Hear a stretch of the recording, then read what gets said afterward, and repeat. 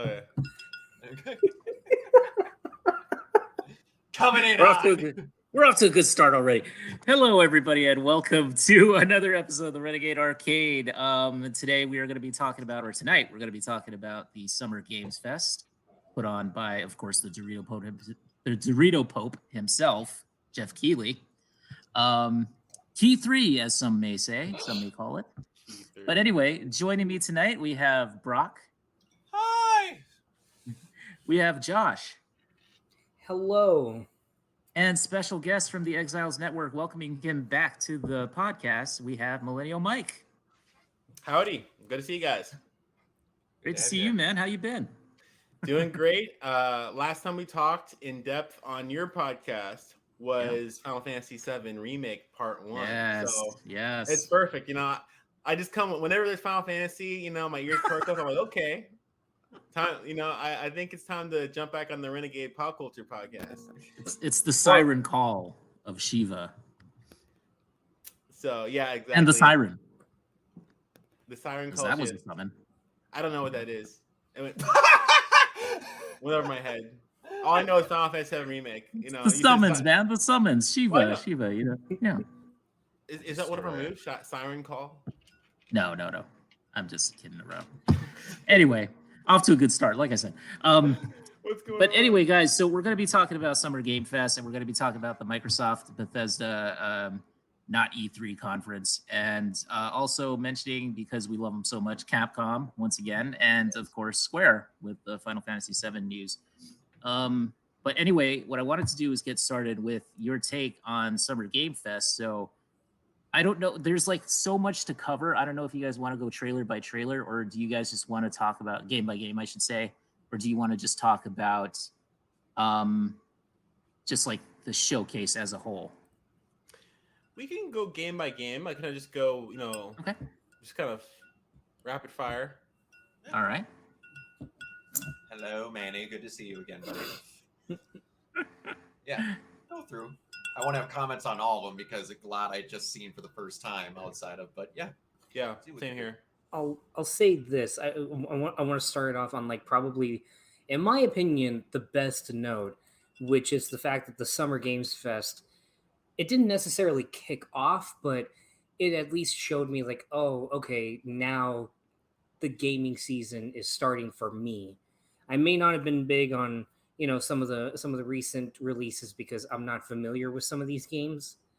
But the games that I was the most hyped for this year, Teenage Ninja Turtle Shredder's Revenge. Not only did they reveal that Casey Jones was playable, but they even revealed the release date, which I had been following that game obsessively because I really wanted to play something with my fiance. And just being able to hear, oh, it's coming out next week, which now it's already out. That was one of the best highlights for me. Isn't it 6-player multiplayer? Yes, 6-player that multiplayer. Back in the that is insane. Back to the X-Men days. And it's fitting because it's my game of the year. Yeah, I saw a lot of people talking about that game. I actually didn't get the chance to get around to watching the trailer on it, but I saw a bunch of like screenshots and whatnot, and it reminds me a lot of like the classics, also like Battletoads and whatnot. Like, you know, they're all kind of inspired from each other, but is it like a remake? Is it like Sonic Mania but like for TMNT, or is it a brand new game? It's a brand new game. It's a brand new game. Yeah. But you can tell that they're heavily inspired, of course, by the original arcade games, the Konami arcade games, and Turtles in Time and all those. Yeah, like the classic Turtles games, definitely. It's basically Turtles in Time on steroids, like with the structure of like the original Ninja Turtles arcade game, and it's full of so many wonderful Easter eggs, and the soundtrack in general is amazing. Looks really amazing. I'd recommend if you guys get a chance, like definitely give it a playthrough because it's relatively cheap too. I think it's like $26. Yeah, something like that. $25. 26. I think it's 25. $25.99, 98. 26 in Europe. Included. Yeah, if you got más o menos. Oh my gosh! If you buy it digitally, it's 25. Go ahead. And then conversely, going from probably the most wholesome game that I could think of that I really enjoyed, what did we think about the Callisto project? I'm happy that we're making Dead Space again. Yeah. I like that it is just I am making Dead Space, but my Dead Space. Well, also, what was it? The Solace Project Solace or something like that. Yes. Yeah. That's the other Dead Space game. Oh, Fort Solace. Yeah. Mm-hmm. Fort Solace. Yeah. That looks good. Yeah. So that looks exciting. Was that the one? There was a lot of space horror. Mick Gordon? Yeah. No, the one scored by Mick Gordon is Routine, which did not feature any score by including Mick Gordon. The trailer didn't, but it looks good. The most frustrating thing. Me and Crystal were just sitting on pins and needles, and then we see scored by Mick Gordon, and I just lost my mind. Crystal was saying, "Who's that?" That's the guy that scored Doom, and of course she loves Doom, so she started freaking the hell out, and then we got Alien Isolation, but without the alien. Of course she loves Doom? I love how you just threw that in there, man. Of course she loves Doom. Of course. She likes metal and Tool and blood and fun. So Doom is basically like it scratches all those boxes for her. It doesn't scratch the itches, or it doesn't check the boxes. It scratches the boxes. It scratches the boxes. It checks the itches. I don't know what it's checking for, but it's checking. Whoa. It's checking the itch. It's checking those itches, yeah. Mm-hmm. I'm one of those people that I feel my favorite Mick Gordon thing ever that he's done music for is that Xbox Killer Instinct. Oh, yes. Oh, man, I forgot. His version of the Instinct might be my favorite thing ever committed to a video game ever. Dude's like every time I watch like Matt McMuscles' like worst fighting game videos and stuff, and then he plays like that little excerpt whenever he's doing like the presentation mechanic stuff, and you hear that little clip from the Instinct in there. I'm just always like, dude. Oh. Are you guys more PC gamers, PlayStation, Xbox, Nintendo? Do you lean everything? Whatever the game is on. Yeah. Right. I lean more. Like, AK, are you rich or are you not? That's the real question. No, I lean more towards PlayStation because 9 times out of 10 they make the type of games that I play. Right. It was good to see that during the Xbox conference they stated that they were going to be trying to do more JRPGs. I'm a big JRPG fan, and I typically like those kinds of games. So like seeing that they're trying to push that a little bit more. It's funny, they said they were branching up to JRPGs, but they just announced they were going to be bringing the Atlas Persona games. Yeah. And then which is like that's great, but it's not anything new. It's not new. Yeah, but it is cool that we'll finally have Persona 3 on PC. Koei Tecmo, this Wulong Fantasy, which looked a little undercooked, as most of the games looked undercooked. Yeah, because they're like, we're bringing them to you this year. It's like they're not going to be really finished, but you're getting them this year. Yeah. We'll patch them. We're gonna patch the shit out of them later. Yeah. To be able to play it. I will say that Wolong game did look kind of cool, though. I mean, it looked like it stood out from a lot of the other things. I think for me personally.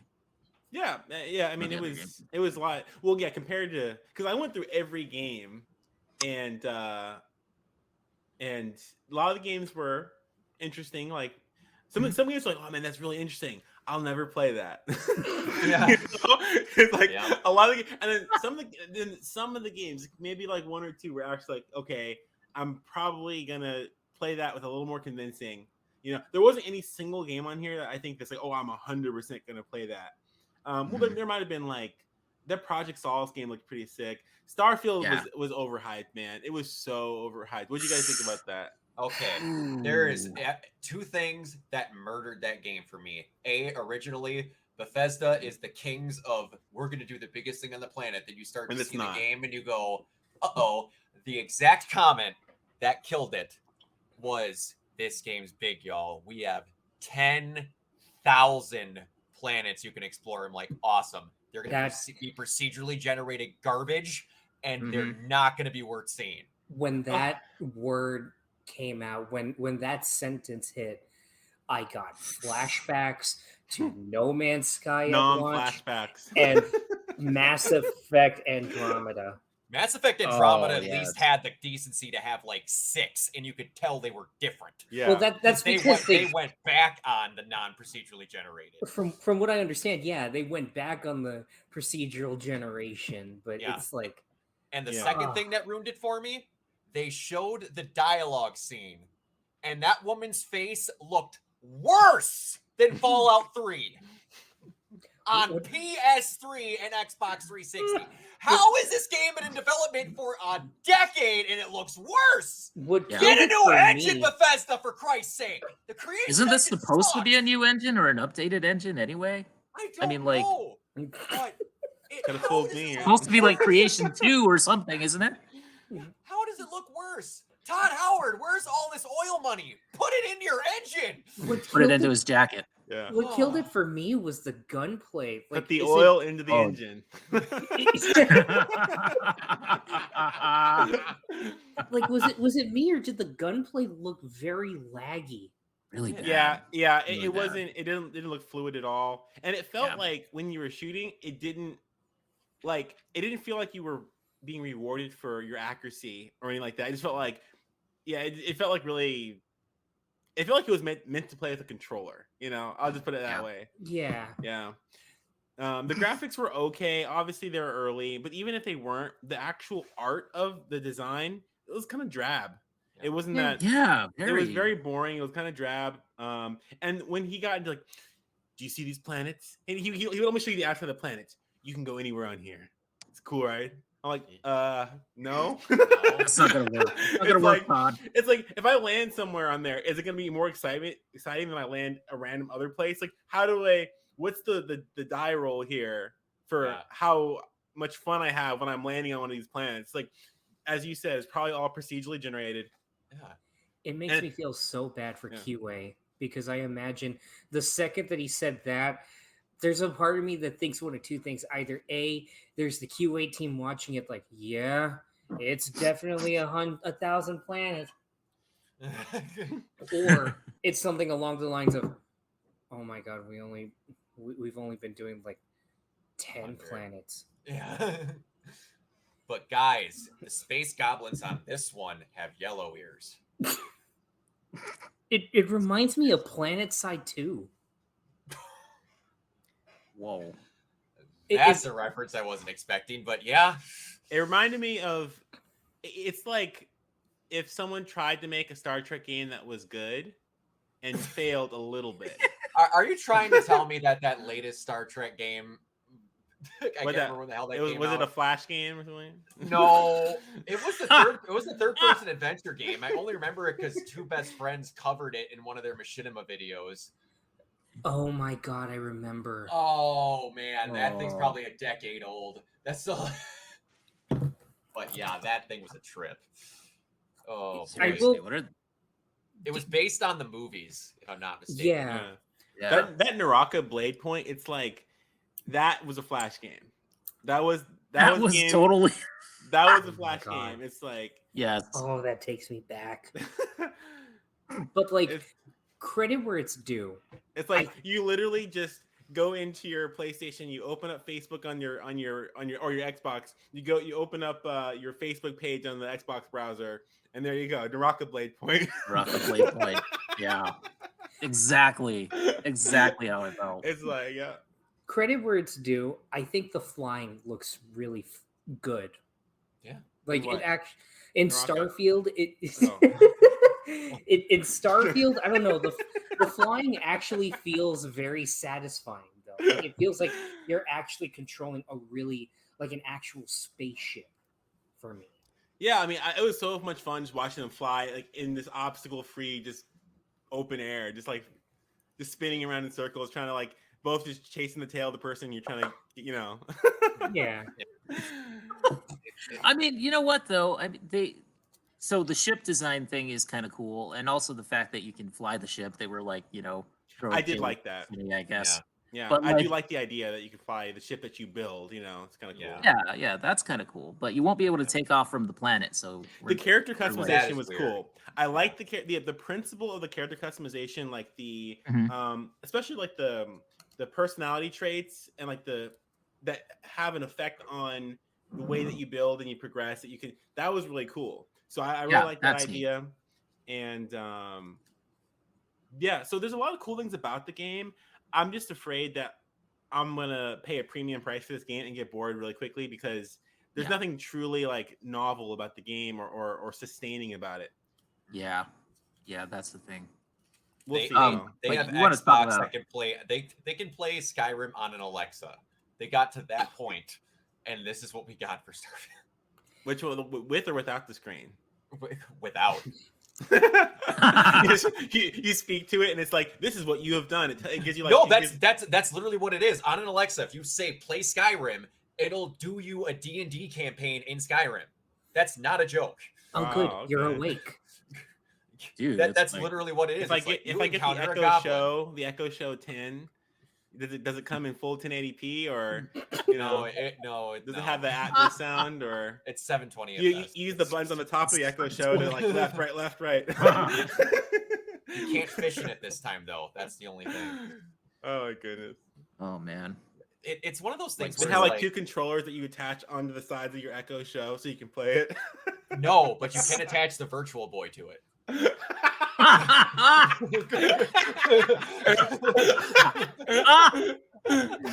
Why they programmed it that way, I don't know, but you can. That's hilarious. Hook up your Virtual Boy to your Echo Show. Wow.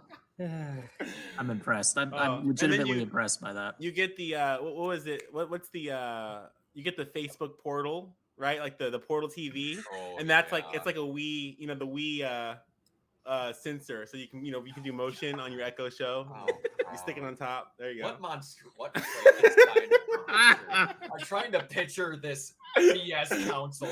It's like horrible. It's like leading the way in innovation. You want to know what I'm picturing is like if you made Lawnmower Man for $5. It's just sitting in a virtual reality. They have Goat Simulator 3,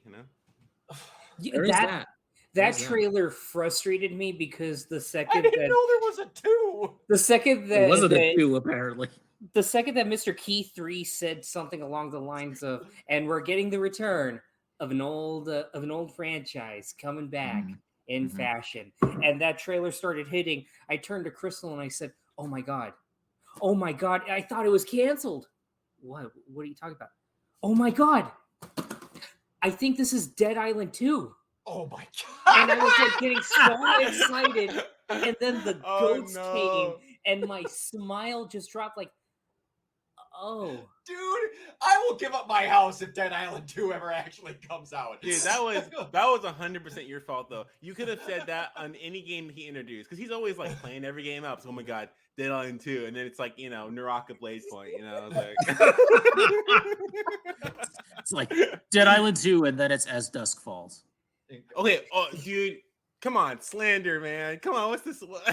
That looked cool. I love those interactive story games. I was a big fan of Detroit Become Human. I like the I like those kinds of games. That's cool. But yeah, I don't know. I'm not a fan. I'm not a fan of that whole like art style that they're going for, or that whole visual sort of weird. The art style still frame sucked kind of a because, thing. Yeah, well, because sometimes it felt like it was more like animated, and other times it just felt like you're playing. Like I'm not gonna sit in front of my TV with a controller and just watch like still images. It's like exactly. I'm That's not that brain dead yet. I don't know. I like how you had to put "yet" in there. They haven't whittled me down yet. I should probably go through all the games that I have listed as meh, and we should just literally go through it. Meh. Yeah, please. Yeah. Let's do that. Aura History Untold, meh. Elder Scrolls High Isle, meh. Witchfire, meh. I mean, it didn't look bad, but Witchfire looks all right. It looks like something I've seen before. It's like, hey, we're taking fantasy and then guns and putting it together. It's like it's Hexen crossed with Doom crossed with Destiny. Right. How I look. Outriders, meh. High Water, super meh. American Arcadia, like I mean, by this point we were getting into like the indie stuff. I'm like 3 deep into the indie stuff right now, so we can just pretty much just kind of call all that. But I mean, like American Arcadia, at least it has an interesting concept behind it, like Truman Show the game. That's kind of an interesting concept. But I mean, but I like how we're like Truman Show the game. So Sims, basically the Sims, but with more story. Stormgate. So we didn't really see much from the gameplay of Stormgate because it was early, but that was the worst trailer, hands down. It was. Yeah, I'm not gonna disagree. You don't mean that DLC for Binding of Isaac pub game? It came before Binding of Isaac. Bye now. I'm pretty sure that was the worst trailer. I'm just gonna throw that out. I love that trailer. Are you kidding me? Well, that was hilarious. Bumbo. Stormgate really tried, but it was just like you have like this robot fighting this like demon thing. And the punches felt like they were like not connecting, and it was like the weakest thing. Yeah, like, no force behind anything, and then it fired this thing and then exploded. But it was like the most everything that they did. They made it. They just took like the excitement dial and they dialed it all the way down to like 1. It just like everything was like a big like a exactly. Very, yeah. It was not great. What was the name? And it's free to play of that one game that was basically Doom, but rhythmic. Rhythmic Doom? Metal Hellsinger. They have a demo out. The demo's really good. Is it on PS4 or just PS5? Yep. I have it on PS5, so I don't know if it's on PS4. I think it would be. If it's on PS4. So. Oh shit, Crystal's gonna. I would think so. Flip her shit because. Yeah, it's really good. I thought that was really cool, and then the second they showed Serge Tankian's name, Crystal just punched me and said, "We're getting that." There's a lot of really great trailers, especially in the Xbox demo. Yeah. The music was really popping for a lot of these trailers. Like that's the reason why I was so excited for a lot of these things, but I knew I was never going to play it because that music is not going to be in the game. Now, Overwatch 2, I'm a big Overwatch 1 player, and that was a cool trailer. You guys are Overwatch fans? I am, but I'm going to be honest. I feel like I'm looking at Overwatch 1.1 and not Overwatch 2. Right. Yeah, it's not. It doesn't feel very different. The graphics feels are a little like I'm different. Getting a DLC. Yeah, they're a little different, but I wonder why they're even bothering. Yeah. I don't know. The point of them calling it 2, and I think we've maybe since they've announced it gotten it is a separate game characters. Though. Yeah, it is a separate game, but it's like we've maybe gotten 2 characters. Right. Maybe. And they are making it free to play, right? So yes, they did a free to play battle pass. Oh, it's going to be free to pay. It's free to play. I mean, yes. Oh, it's free to pay as well. Free to pay. All you want. Yeah. That was all you want. That was a total Freudian slip. We will allow you to pay us. That would be a hell of an advertising casting. Guys, listen, Go ahead, listen. Do it if you want. If you want, up to you. These loot boxes, you're free to pay for them. Yeah. Tell you what, just for you, your choice, gamers. Yeah. But aren't they supposed to have a single player component to that as well? Like they just haven't PvE. I hope PvE so. at least. Yeah. I heard. Yeah. The game always needed a PvE like campaign mode. Like I always wanted a campaign mode in Overwatch. Or just a horde mode, anything. Yeah. Yeah. But like the thing is that Overwatch is cool because of the lore. Like that's why people love it. Like people have been asking for like a Netflix show or something like that for a while. And it'd be great as an animated series for real. It would be insanely amazing. And just like take all that lore and put it into like a game where I'm feeling like I'm doing something. Like that would be great. Yeah. Like use Blizzard's amazing cinematic technology in their engine to make something. Dude, okay, Riot literally trounces Blizzard at everything. They literally just trounce Blizzard at everything. Because they care. Yeah. Not about their employees. No, not about that. But their products. Well, Blizzard nor Riot care about their employees. Yes. But Riot cares about their games, so we forgive them and we forget because we're all just drones. And Riot's also been wanting to make a show about League of Legends for about as long as League of Legends Arcane, has been a thing. Arcane is a masterpiece. It's the best piece of animation that's come out in the past decade at least. It's a masterpiece. Totally masterpiece. Yeah, I say that a with lot of just people full. a lot of people won't watch it for the dumbest reason. Because they're like, I don't know anything about League of Legends. I'm like, I didn't either. Yeah, outside of KDA, I didn't either. Never played LOL ever. I barely knew anything about it. I kind of like went and watched some of like all of their like little cinematic trailers and stuff after I watched Arcane because I was just like so hyped and I wanted to see more stuff, you know. Yeah. And so yeah, that was me. But man, Arcane was so good, and I'm so critical of stuff. It's so good, flawless. Yeah. Fortiche is an amazing studio. Fortiche, sorry. That's the first time I've ever heard it announced as Fortiche. Well, it's a French studio, so you know. I need to really get on this fucking show. Dude, you have to, man. Josh, come on, Crystal would love it. I know we would love it. Just but it looks so good. Yes, it is. And the music is off the charts. Yeah. On what? What is it? Arcane, the music. Oh, the soundtrack. Yeah. They've openly said that they wanted to treat every time they had a fight scene in it like a music video. And I never buy music, but I went to Amazon Music and I bought the soundtrack just because that's how hyped I was. That show made me like an Imagine Dragons. Put it on my Sony Walkman. That is a Herculean feat. It better sound good on the show than it does on the radio because it is torture hearing that guy's the misery. Everybody wants to be my enemy. Okay, you made him sound a little bit more country than I believe you're letting on. I didn't know Blues Traveler did the intro for Arcane. I thought you were doing like a Goofy impression, you know.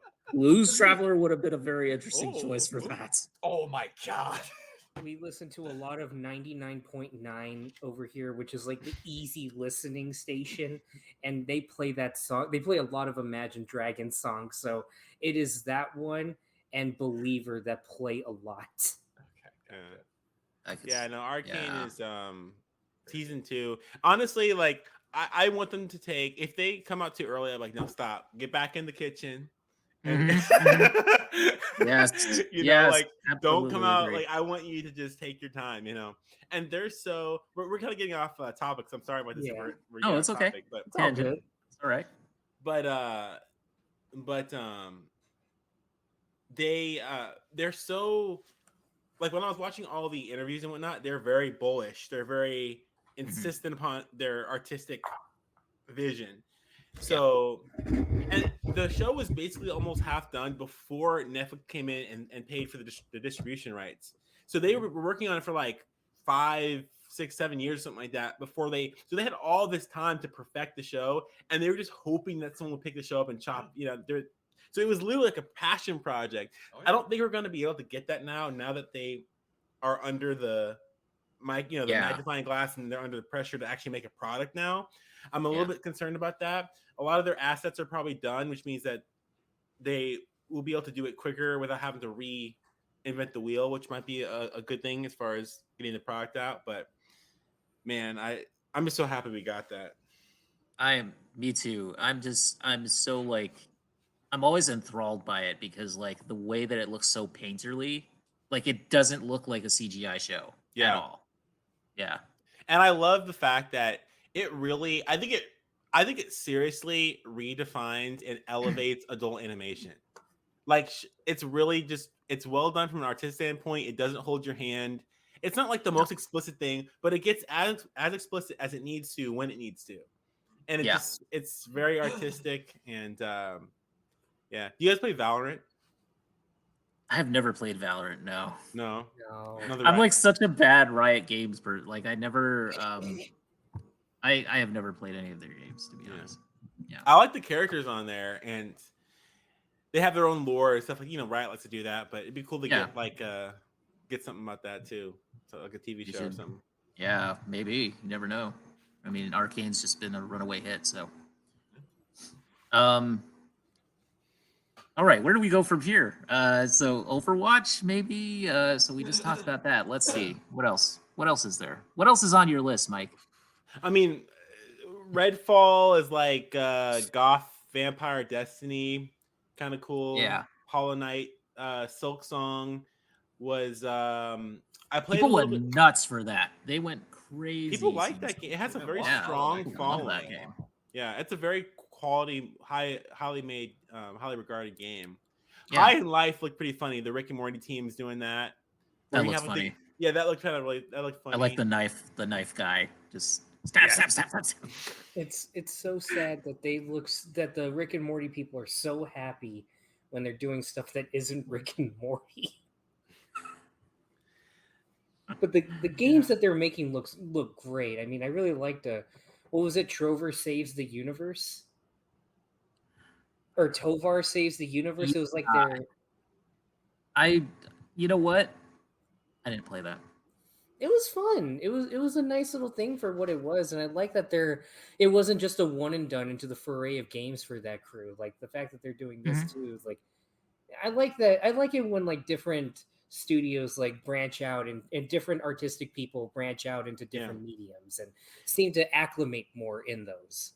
They're making a Rick and Morty anime actually. We talked me and me and Scott Pandanime talked about it on our last podcast. I just dropped the podcast today on Ronin Council. Nice. But yeah, no, we talked about that a little bit, and they're making a new anime. I think it's going to be like 4 episodes, something like that. It's going to be like a short, kind of like OVA kind of situation, but that's kind of cool, you know. Yeah, that's neat. Yeah, I will watch that. I'll watch a Rick and Morty anime. Brock, did you have any thoughts about Redfall? I think it's cool. I'm one of those things where it's like, it's the same kind of thing with like Witchfire, where it's just kind of like, if it plays well, I kind of get past it's not the first time something's been done type of thing. Mm-hmm. Like, I enjoyed the ever-living shit out of Remnant from the Ashes. It was just Dark Souls with guns, but I loved it because it played well. And like all these, whatever, I've gotten to a point with gaming to where if it's a first-person shooter, I just can't have it be a basic military first-person shooter, or I don't have fun with it. Like, the closest thing is Far Cry, but Far Cry is high on cocaine the entire time you're playing it. So that's about the closest thing I can get to a normal first-person shooter. I need to have something else, or it needs to be third person. It's very hard for me to play FPSs now. Yeah. So stuff like this, I like. And it'll be fine. I'll try it. If it doesn't work out, it's whatever. We're finally getting to a point again that we're somewhat out of the shithole of nothing ever coming out, where we have a lot of options, so I'm happy. Yeah. And yeah, I didn't think it'll be all right. Yeah. Will it blow it my felt socks like off? No. It felt like another one of those kind of modern but still generic first-person shooters with a new coat of paint on it. Like, oh, this is, gothic vampire, and then we have the more like, like old-timey witchy one, or whatever. And then it's just, it doesn't really feel, and the story didn't sound very interesting. The characters felt very generic, like, oh, like, what's going on here? I'm this is crazy, and I'm just saying these things because it just the dialogue was so like, oh my god, please, it's so inauthentic and generic, and I couldn't care less. But I would like to see a first-person shooter game that blends perfectly first-person shooting with melee combat, so that way you can actually have a really rich and robust melee interaction with either PvP or PvE. Did you play Dying Light ever? No. I mean, Dying Light, like, you still, for the most part, you have to rely on melee weapons, though. Like, whoa, hold on. What the hell was that game for the Wii? Red Steel? Yeah, I heard about that. That one was pretty good. That had good melee for first person. If I'm remembering that game, if I'm remembering the right game. Yeah. So that way, like, I would love like a block parry strike system, right? Okay. So you can have like a really robust grapple. You could grapple like full. So that way it doesn't feel like. So that I want it to feel like, for like shooting is just one other option you have. So but I want the Platinum Games to make a first person shooter. Yeah, you remember that game? Is what you're telling me. Yeah. I mean, let's be real though. That would be heaven. Okay, does anybody remember that game Breakdown for the original Xbox? It was made by Namco. I don't think Oh so. my god, that is a core memory activating. Breakdown. Namco, huh? Breakdown, yeah. Oh my god. Because that had some melee and some gunplay. Oh my god, that looks like GoldenEye 007. What am I? Dude, they were like the first one to do like the Arthur fist, the clinch fist. This box art is Leon Kennedy if he had a white vein in. Oh my gosh, dude! There's a scene showing him puking in a toilet, and it's just a texture wall coming out of his face. Yeah, this looks awesome. Well, I mean, Oh, this Matrix Breakdown is okay. What is this? Looks great. Oh, I love it. That does look kind of cool, actually. Yeah. Breakdown 2. Breakdown 2. There you go. Let's do it. Make it happen. Make it happen, Ben. Announce it for next Key 3. The next Key 3. The hit Forgotten Gem. Breakdown. Breakdown. Dead Island 2. Coming Breakdown. in 2023. Xbox Game Pass. Yeah. Oh my god. For Fallout 76, the pit, like who cares? Like, unless you're a big fan of 76, but I was like, yeah. Wait, there are big fans of Fallout 76? There's a couple. Are there? There's a couple. There's probably 76 of them.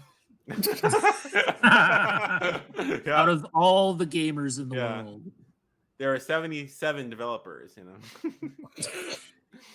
I made that building right there. Yeah. Forza Motorsports actually looks pretty cool. I like the time of the day. Forza Motor. I'm a big Gran Turismo guy because I started with it, and also I like the game play. The way it drives, I prefer over Forza. But I will have to say that Forza has surpassed Gran Turismo in the graphical element a while ago. They've looked better than Gran Turismo, and they have more cars that look good. Gran Turismo always has more car selection, but Forza, like, more of their car selection is at the same fidelity, the same graphical level, and so you just get a better overall experience with Forza, I think, as far as like just the visuals. But I prefer the aesthetic, the jazz music, in Gran Turismo, the way that they drive and everything like that. So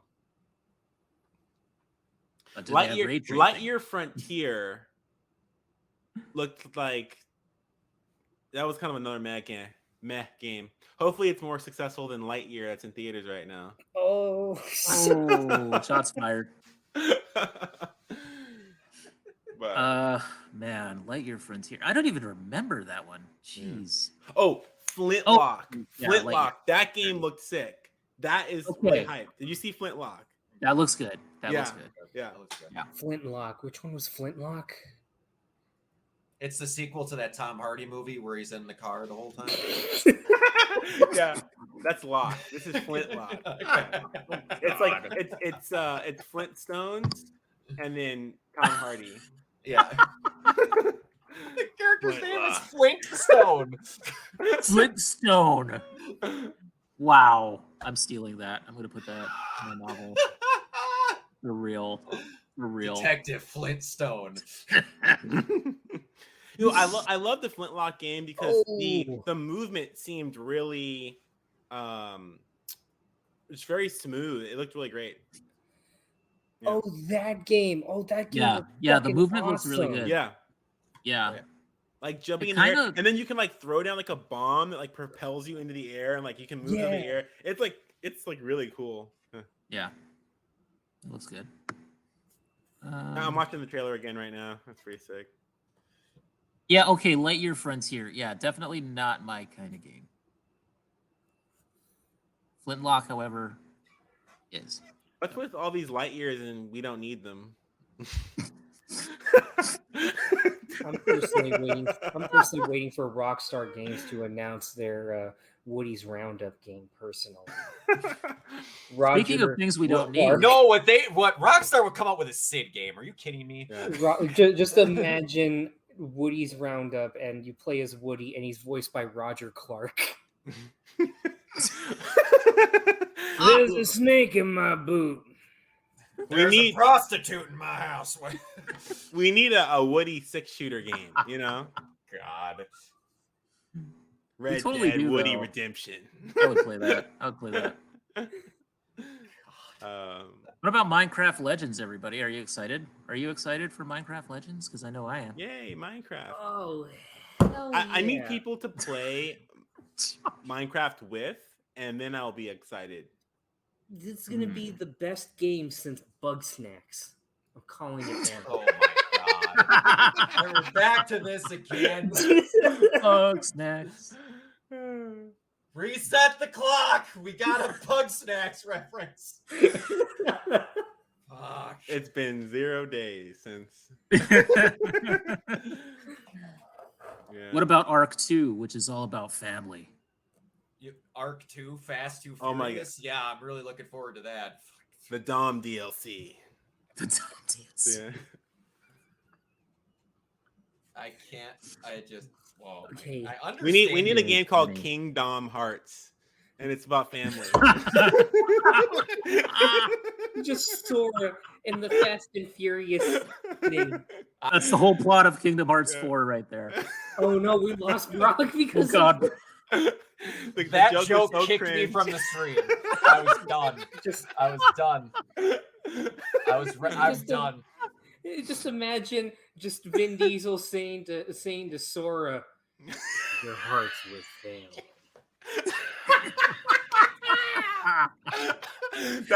I would love it so much. I would just be like a Kingdom Hearts fan all of a sudden. Oh my god. Oh my god, we might get a Guardians of the Galaxy world in Kingdom Hearts 4. We could get that. That sounds like corporate heat death is what it sounds like. Like, who wants that? Jesus Christ. It does. I don't know. I do purely because I know it would be stupid. Oh my goodness. That would be the snake eating its own tail of Disney. So is Kingdom Hearts good? Are we just fooling ourselves? Because I think you're going to ask Josh right now if Kingdom Hearts is good. Everybody set aside your time.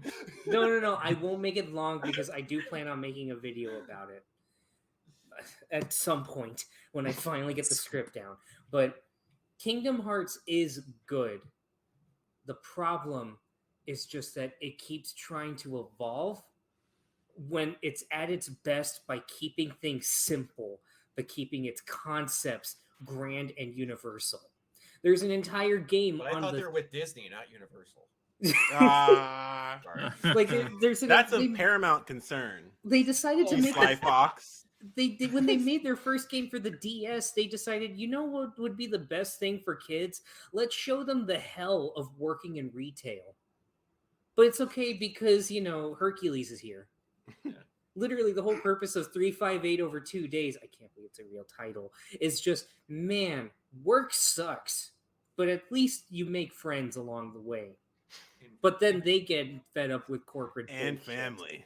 Yeah, and family. And then Goofy's here and he's gonna hook you up.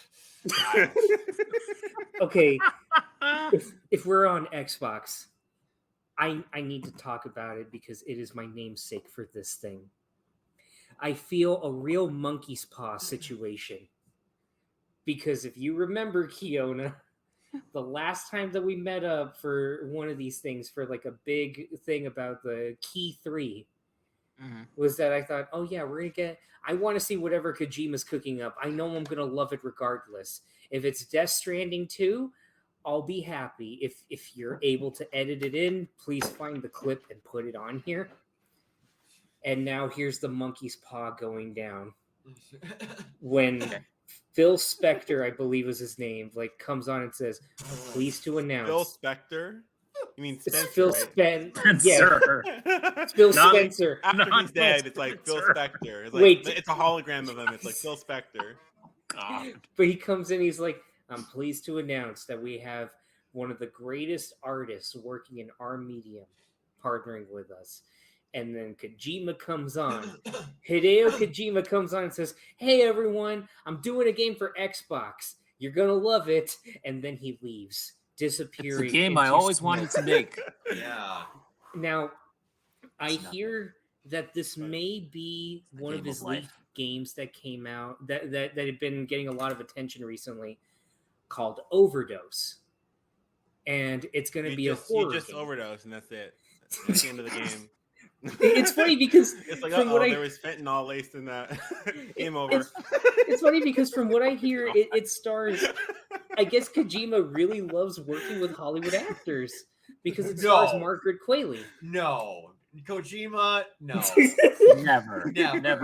never in his career. Like he got Margaret Qualley back for his crazy bullshit. And apparently, according to from what I hear, the leaked sort, this is just rumors. If it happens to come true, holy crap, that's going to be hilarious.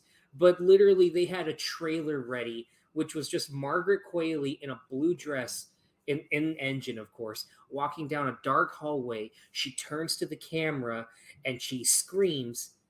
It cuts to black, and then Game Over comes out, and then it says a Hideo Kojima game. Overdose. I don't understand it. I will never understand Kojima. But I have to appreciate the fucking hustle on his part. When Konami just said, screw you, he said, okay, you're going to be like this? I'm going to do a partnership with the big companies now, and I'll have a franchise for each of them. Yeah. Because evidently Sony is still like, oh yeah, Kojima's still tight with us. We're just waiting for him to come back, and then we'll do Death Stranding too. The best part about that is Sony did not care. Kojima did not care about that statement. Why they even had to say that is every single, and this is coming from a hardcore PlayStation fan, every PlayStation fan badgering, what the fuck? He's not working with Sony anymore? He can do what he wants. Yeah. Who cares if he goes Xbox exclusive? Let him do what he wants to do. I'm just waiting for whatever Kojima has planned for the Nintendo Switch. I mean, the only thing that's funny. Yeah. The only thing that's weird is that remake. This is the game he's always wanted to make, but it's a cloud game. I don't know what the purpose behind that is. Because the graphics are just too good to contain in any box. Yeah. There's too all the graphics. There's just too much graphics. Kojima went, guys. Too much graphics. We need to use the Ouya. I don't know how. Oh, it's gonna scratch all the boxes in gaming history. Kojima.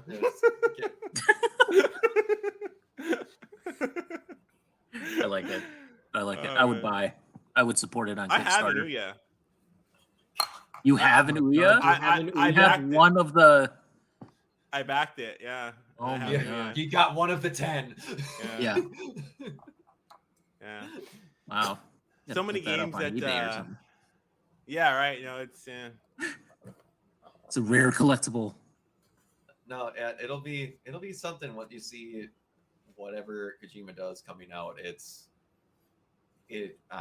whatever that guy does, it's gonna be. And I was one of those people that watched someone play Death Stranding because Kojima for me is one of those people that here's my level for weird, and then Kojima's about 13 stories higher than that.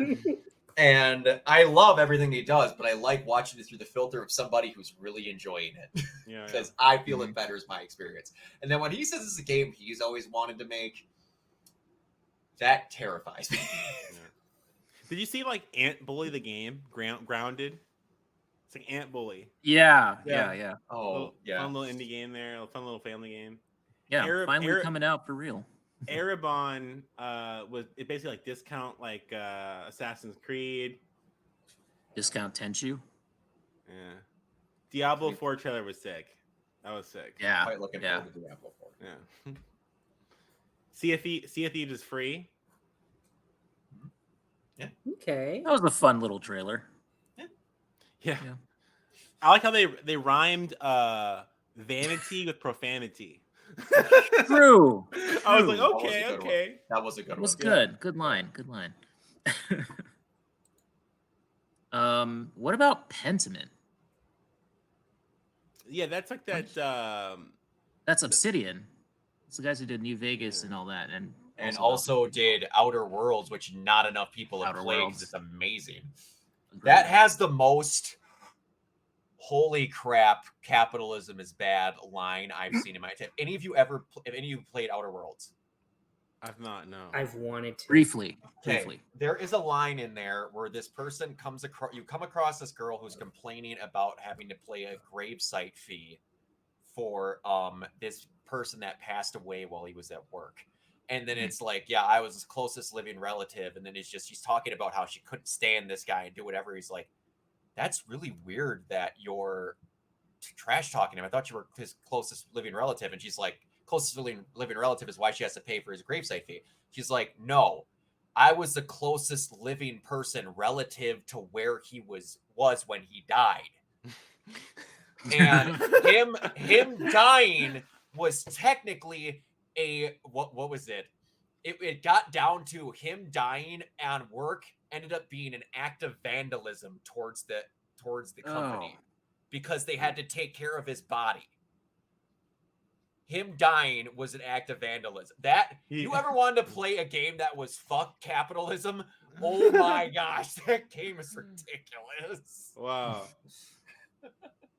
But it's great.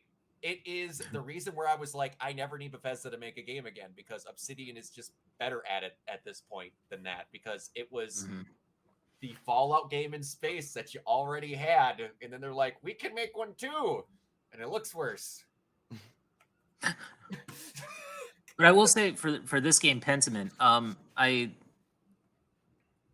don't know how I totally feel about it because I'm not sure that I'm crazy about like the art style. It's very like indie game, very parchment looking. But the concept itself of it being like this like crime mystery drama that's set in the 16th century and all that and goes over like 25 years, so it's like almost generational. That's kind of neat. So Obsidian's going to have good writing. We all know that. So I think that Obsidian's great. Yeah, so I think it might be that's going to be worth checking out. The one thing about Obsidian I'm waiting for now is now that Bethesda's with Xboxes, you have a really good chance of getting New Vegas 2. Still need to play Fallout New Vegas 1. Speaking of capitalism, Call of Duty Modern Warfare 2 looks amazing. Well done. Well done. I mean, it looked amazing. That was a great segue. That was the fucking stupidest though that they got a big ass tanker for the fucking like we're here to show you the biggest thing that we've done in Call of Duty. It was so big, we got a boat. And then she just walks away. I thought they were gonna show the trailer on the boat floor. Like that was gonna be the fucking like transition into the gameplay. But no, it was just for Ghost. But the water looked amazing. The water looked amazing. It looked incredible. Yeah. And when the bullets fired, they would spark off of things. You could see like I was like, oh man, this is freaking like the engine tech for that game just looks out of this world crazy. Looks insanely yeah. Visually, like it's just. I loved the thing that happened where one of the enemies gets flung away because of the water pouring into one of the windows. Yeah, like, that was impressive. That was and the things move like in real time, and and it changes like the actual That was the first time I ever audibly gasped while watching anything Call of Duty related since I was 12. Yeah. Imagine a game. So like, imagine they do, because you know what I thought about. So games like the racing games like Forza, where they have like the real time weather and real time time of day. Imagine if you just added that to a first person shooter game, like story driven, like adventure game, like Call of Duty, where it's like real time weather. Like the storm breaks for a little bit, comes back. You know, you're in the eye of the storm. The time of day changes as you're playing, like in real time. That'd be kind of cool. That would be. They need to add that to just every game, honestly. Because what's the last thing that you can do to like these engines to make them more visually appealing. It's like add more realism, add more immersiveness, like add more of that kind of thing into it. It would be cool if they don't have enough first-person shooters where you blink. I mean, well, yeah. A cool thing would be like if they implemented that kind of like weather tech. Maybe it could affect the guns, or like after a while, like if it gets wet, like the gun jams or something like that, or like fell into a lake or something. Yeah, that would be great. Yeah. No, exactly. It's like they do this a lot for like the racing and sports games. I mean, every sports game should have the weather tech, and it should have the time of day, like football, baseball, soccer, and the ability to change time of day if you would like. Yeah, big time. Yeah, but then add that to like other games. Yeah, for sure. Especially there were with the haptics.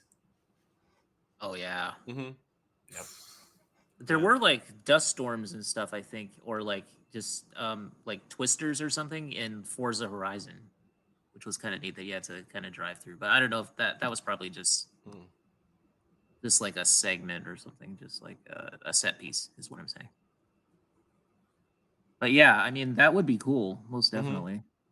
I gotta admit, even though I didn't like the way the guy was playing the demo for Call of Duty, I liked the just the fact that it looked like almost the intro to that level that you play as in Modern Warfare 2. Or like Modern Warfare 1, I should say, where you get into the chip and all that, and then it's just gonna sing, it's gonna capsize, whatever. Yeah, and then you're just running out. So that was kind of cool. But I mean, it's more Call of Duty, so you know if you love it and you know if you don't. Mm-hmm. Right. I mean, it made for an amazing trailer. It did. It did. Nice to see gameplay too at these conferences. Right. Showcases. What about Scorn? What do you guys think? Isn't that like an old PC game? That was like, wasn't that adults only PC game that came out like a long time ago? I'm not sure about that. Maybe. I felt like I don't know. Yeah, the trailer was so. Well, yeah, the very like it has a very Eager-esque. Yeah, a very like super bizarre, super weird, super gross. Inspired by the works of shocking H.R. Geiger, and then I can't pronounce that. It is the guy's first name is Zdzislaw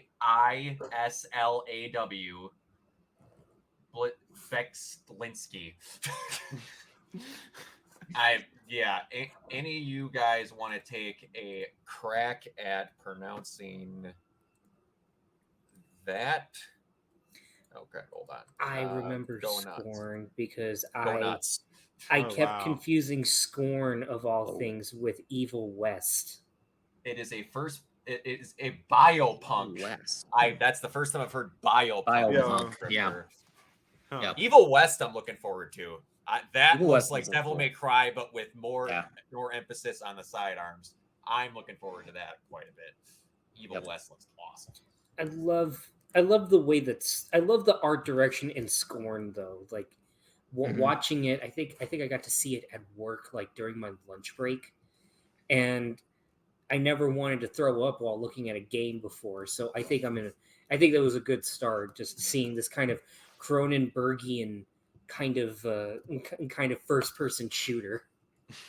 Cronenbergian. I love it. Yeah. I love things as descriptors.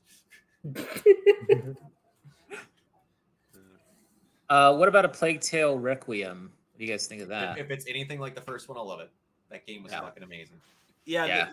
The Plague Tale games, I haven't played them, but the trailers and what I've seen of them look really, really inspired, and it looks like a really cool narrative-driven game. They have great writing. Yeah. Definitely. It kind of caught me by surprise that they were even doing a sequel.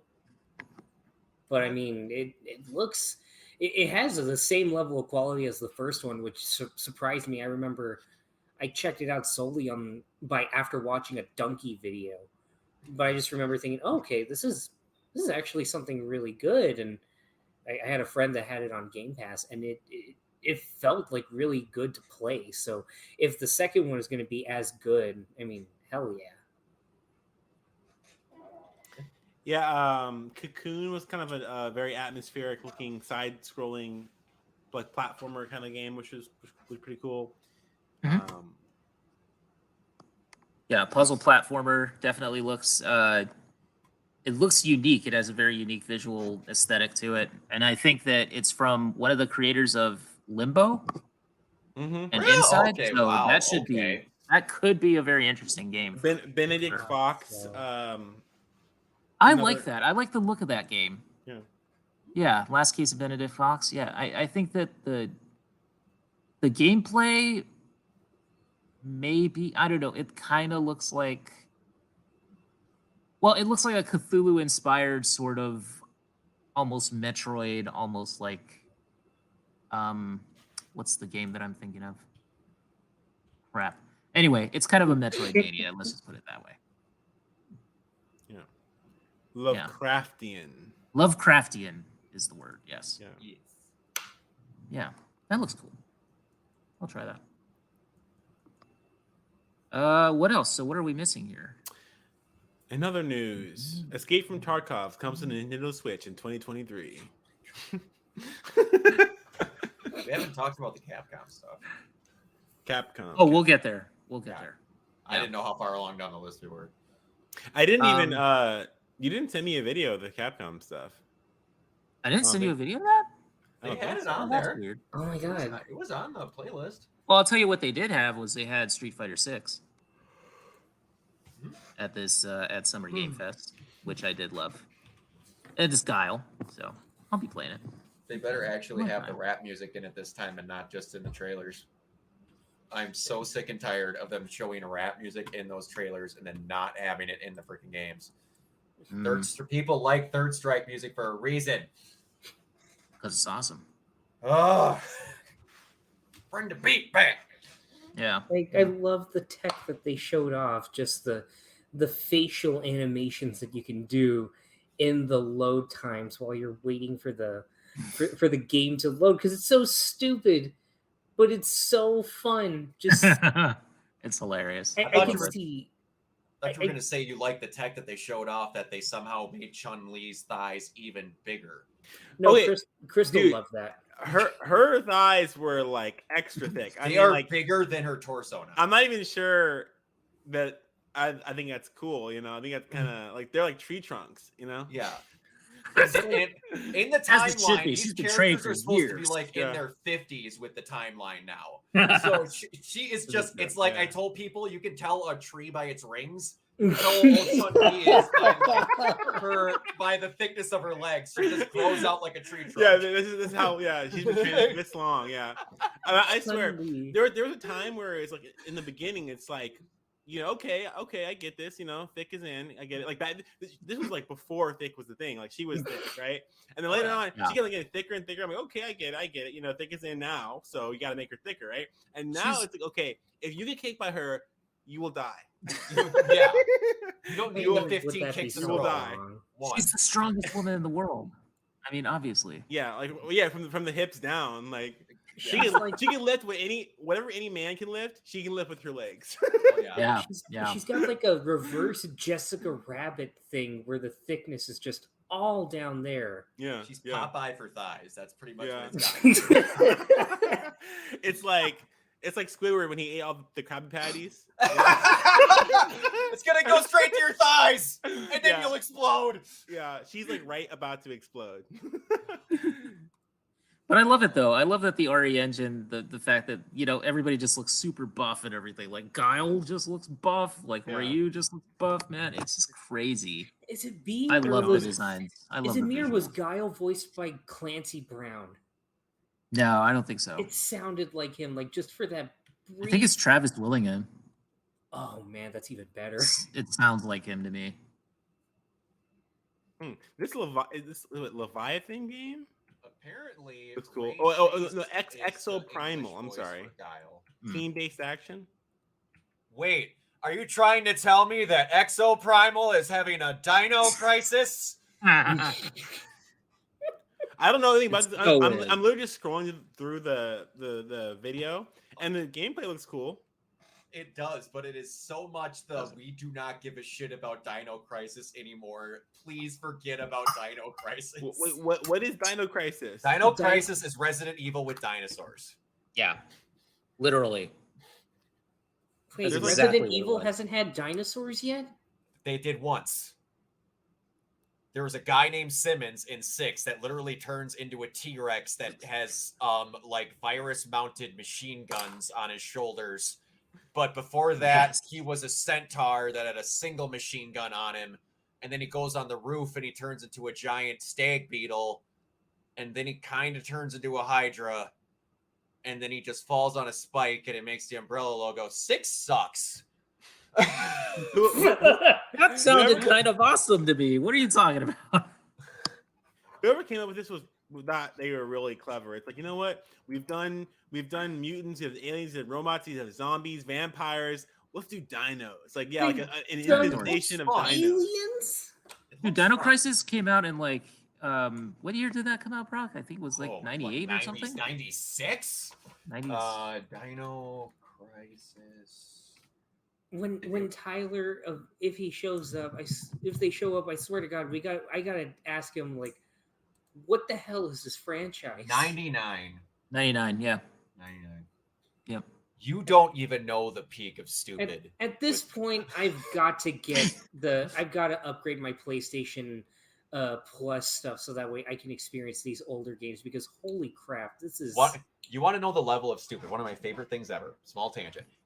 I can't remember the guy's name, but he's sitting there on this deck of the Spencer Mansion crying that he's going to die because the poison. He got bit by this snake named Yawn, and he has fucking Coke can sized puncture wounds in your chest. You're not gonna die from the poison, dumbass. You have 7 Coke can sized holes in your chest. It's like... That is horribly great. That's funny though. The poison. The PlayStation. Like, as he's trying to cover the holes that are oozing out gallons of blood, just it's the poison. Was this on the PlayStation 1? Yes, it was. Okay. You want to look up great videos. There's people that take the voice clips from the original Resident Evil and make fake porns out of them. It's fantastic. The dialogue is so fucking bad in that game. Love it. I always remember from Matt McMuscles doing his What Happened on Resident Evil 6. He took like audio from one dumb video. It's just like, what are you doing out here alone on the beach? And it's like Leon Kennedy in a bathtub. Like, I'm not at the beach. This is a bathtub. You were almost a Jill sandwich. You, the master of unlocking, should take. I could talk about Resident Evil for freaking hours. Anyway, yes, they all. True. I think they we have showed Resident Evil stuff. They did. They showed Mercenaries game or whatever. Yeah, they updated that. You're actually getting 7 or 8 in third person now. Yeah, which makes me very happy. That's really cool. I didn't think that they could actually pull that off. I thought that game was exclusively done for first person. So that's what it was. It's going to be interesting to see how they convert it. Mm-hmm. But then they also Oprah Winfrey'd us halfway through the freaking conference, because I'm like, they're talking about the upgrades for PS5, and I went to Giona and Tyler, like, it'd be great. You watch this, they'll be like, they're out now. And then all of a sudden they're like, and available on your console right now. I almost dropped out of the stream. I was so freaking happy. Oh, it was so good. They could re-release Resident Evil games a billion times, and they have. And I'll play them every time they release them on your console. But will they re-release 6? You know what? They're remaking 4 right now. I would like them to remake 5. Get rid of skip 6. Just wait. Get rid of the mildly racist African tribes. Mildly racist. They should make it more racist. That would be something. That would be a feat. That would be a feat. Trust me. And then in 6, I want to see a more racist version. They should announce they're remaking 6 and just make a different game. Like it's a completely different game, remixed as the one you wanted. I realize I have kind of led old viewers astray because I have remembered something. I've said in the past that my only exposure to Resident Evil was playing a little bit of Resident Evil 4, being in the lake on the boat, and then fighting the troll and seeing the dog fight back. Hey, it's that dog. I have realized I have been slightly wrong, and oddly enough, I barely remembered it right now because you brought it up. I actually got halfway through Resident Evil 5. And I solely went through it. I hate to say because I was a kid, I was younger, and I was shameful. I played through it for Sheva because she's awesome. She's awesome, and she was very attractive, and I want her to come back in the future. She is stuck in purgatory side character hell, which is where most of the Resident Evil characters, if your last name is not Redfield, Kennedy, get stuck in. Hear me out, because isn't Ethan dead now? I don't know. I think he is. He'll come back. He'll come back. Sure? It's gonna be like that. Yeah, Resident Evil's gonna Resident Evil. I want Sheva. The past is set in stone, but the future, even if it has been foretold, yes, change. Look to the future. It's true. Here's my pitch. Here's my pitch for a Resident Evil 9. Just go back to being goofy, but at the same time, keep it first person and scary. We go back to being goofy. Okay. Question, Josh. Did you play 8? I played a demo of 8. Okay, because you said go back to being goofy, so I then knew you did. You get chased by a giant. Okay, you get chased by a giant fetus, and you also have a fight with a giant flesh mech monster. I support it. Akira, I'm just going to point that out. You also get chased by an 8'7" big tittied vampire. It's very hard for them to go goofier. But I mean, literally just have it, Ethan somehow made it out of Resident Evil 8. And he's just like, screw this. I'm going on vacation. I'm going to Mexico. And then just add in Mexican folklore. Have La Llorona. Have the chupacabra, have all that stuff somehow be responsible because of I don't know, the Umbrella Corporation or some shit. I think they've had a chupacabra. And then in the middle of it, they need to add the Umbrella Academy into it. And then in the middle of it, just as he's trying to enjoy a Mai Tai or a Pina Colada or something like that, a chupacabra tries to kill him. And he gets shot in the head. He looks up, and just from the sunrise, the Mexican sunrise, you see Sheva walk in. Shadow Hedgehog? Who are you? And then you just hear Maria. And then she just says, "Come on, we gotta go." And then it just says RE9. I don't know what they change it to, but it's got to include 9 somewhere in there. They're fitting 9 in there. Oh, don't worry. You also want to know what's stupid? According to them, Resident Evil Village is not Resident Evil 8. What? They said that in release material, that it's not Resident Evil 8. It's called Resident Evil Village. So... They never, in any trailer, ever referred to it as RE8. It is always RE Village. What the... I know! I know! Yeah. I know! They always refer to Resident Evil 7 as Resident Evil 7 Biohazard, but they always refer to it as Resident Evil Village, never Resident Evil 8 Village.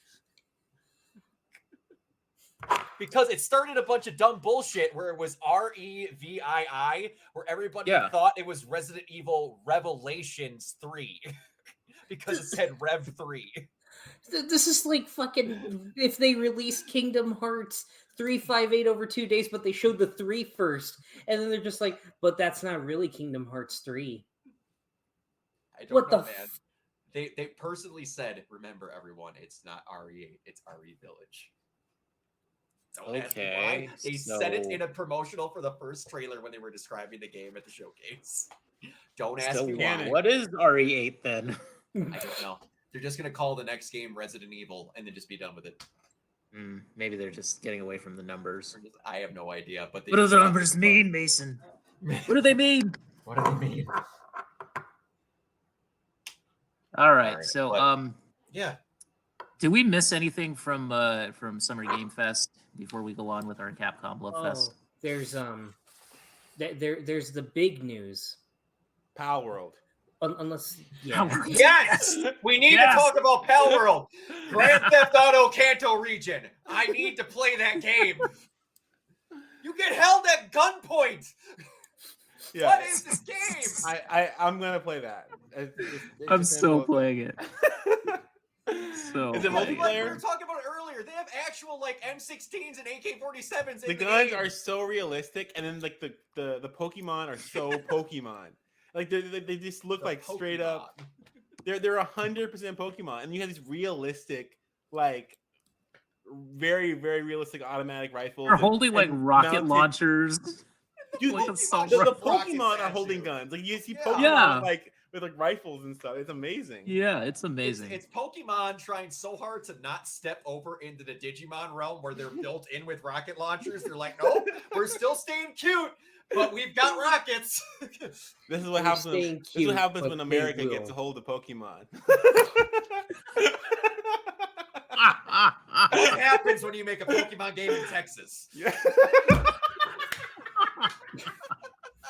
As the Texan in this call. I know. I could have said Wisconsin. It could have worked there too. It is It's probably the first time I've ever wanted to get into Pokemon too. So I mean, like, there we go. The Pal World, yeah. Yeah. Dude, if that has multiplayer, I will play the living shit out of that. Yeah, it's gonna be so much fun. I'm sure it does. I cannot wait. Now they just need to add a mod for gore to where you can actually like shoot the Pokemon's limbs off. Oh, you know that modders are going to add that in general. Yeah. It's going to be the best thing in the world. It's going to be the worst thing. You don't even have to. They've saved you the effort of having to mod the guns in. Yes. And what I want their stuff to come out and like, what's the name of that monster? And it literally says not Pikachu. It's not Pikachu. But they need to make mods that way you can actually make like the Pokemon like legitimate in there. Oh, absolutely. Man, I cannot wait to see like Blastoise, but like with actual like bazookas or like yeah. Oh yeah, like I want to see Charizard fillet a human. Like I want to see this. And you see Venusaur like strangling a 16-year-old that tried to capture him. It's like I need to see this. Venusaur tentacle hentai. Oh. Dude, if there's a porn shop in there and you just see a tentacle with like a Diglett, that's my god. Good night, everybody. It's going to be much bigger than a Doug Trio. There's going to be a lot going on there. No, we're not going there. We're not going there. Oh, that's funny. Oh, man. But it's like, yeah, and we were just, I don't remember if you were on the call, Josh, yet, but we were talking about how we were like, what's going to be released on it? I'm like, I can tell you what it's not going to be, a Nintendo exclusive. Yeah. I dare them. Show us that you're really for the gamers. Yeah. And they can't say they're not against violence. Y'all had Mad World on the Wii. Yeah, that's true. And you have Bayonetta, so you're not against having ass on screen. So let's get a little adult here. Yeah, put everything all together. Yeah. Have a little magical world. What did we all want? X-rated Pokemon. Look, I'm maintaining this theory that Nintendo is secretly like putting in as much as they can to turn children into degenerates in the best possible way. In the best possible way. Have you played Smash Brothers? Play what? Have you played Smash Brothers? Yeah. Most of the characters in there are fucking baddies. Okay, I'm just being real. Whoa. Okay, you're just a degenerate already. Okay, but I'm just saying Nintendo brought me there. Smash Brothers is full of baddies. Like what Lucario? You have Palutena. You have Palutena, who's voiced by Liara. So I mean, that's a double. That's a double hitter. They need to put speaking about baddies, they need to put Rosalina in there. Okay. Rosalina, who's the best Mario girl. No, what they need to do is they need to put Giovanni in Pal World and then have him beat Pokemon with Ash. Like him as a melee weapon. Do you imagine just unsheath Ash and just beat down like a Bulbasaur or something? you crack a Squirtle, you know. Yeah, and have Professor Oak be like a crack addict that has been like, I need you to go and catch these Pokemon for me, but not to like catalog them, but because there's secret ingredients in the drugs he wants to make back at his lab. Like, come on. Like that. We're getting into that territory where like that Power Rangers fan film was, where like everybody was like, don't even with me with that pile of garbage. You want to be really cool if Bulk and Skull were like fucking prostitutes and snorting cocaine. Imagining Pokemon and drug deals together. I'm just trying to think which one that Giancarlo Esposito would be perfect for voicing a Pokemon. No, he just be the first gym leader.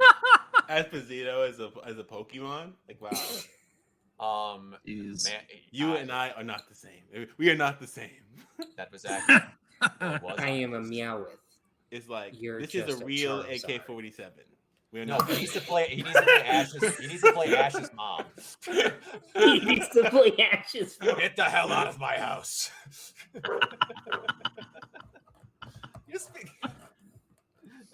Like Giovanni needs to be then Heisenberg. Man, the game's not gonna be degenerate enough for me now. I'm setting the standard too high. I mean, your expectations. I'm gonna be so invested. Like, I'm gonna be like with my Pokemon, and then I'll be like, and these like bandits are gonna grab me and then hold me at gunpoint while I have my hands behind my head on my knees. They have these Glocks out, like, and my Pikachu's like just watching me. It's like, don't move, Pikachu. It's like like when I give the signal, you know, I'm like kind of doing the eye thing to him. I'm just imagining you being held at gunpoint, and then like your Pokemon has got a Glock in the back of its head, and he's like, "Don't, man, I have kids." Yeah. I'm suddenly very much wanting this game to suddenly, for a level, turn into Hotline Miami, but just with Pokemon. We're starting to turn this into like, what the hell was that game that got panned instantly? Oh, Hatred. Hatred. Oh my god. I think we brought up Hatred the last time Mike was on this cast too. Yeah. Well, I'm familiar with the game. It's like this world is full of scum and parasites, and they all need to die. So, you know, and I need to take care of them. Yeah. If Reddit tried to ape Frank Miller taken style down by the ESRB. It's funny because I was thinking of bringing up, just if we haven't already, just bringing up the Last of Us remake, but this is even better. I mean, Pokemon killing each other, strapped up. That's so. Man, I mean, I can sit on a mound and snipe Pikachu. Like on the grassy knoll. I want to see Lucario like lying down on the grassy knoll. Yeah, dude, Lucario would like ninja star someone in the throat, just like. Yeah.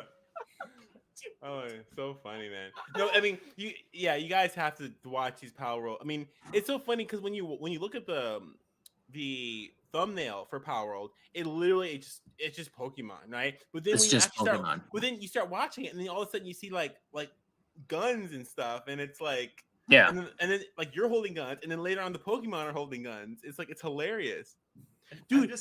There's all these Pokemon, like the same Pokemon in front of a conveyor belt, and like these straight up AR-15s are just going down the line, and they're just like assembling these. Like, you know, in Pokemon, when you could give people items, like you could give them berries to like cure poison in case you get poisoned. Can we just use that same mechanic, but like bulletproof vests and things of that manner?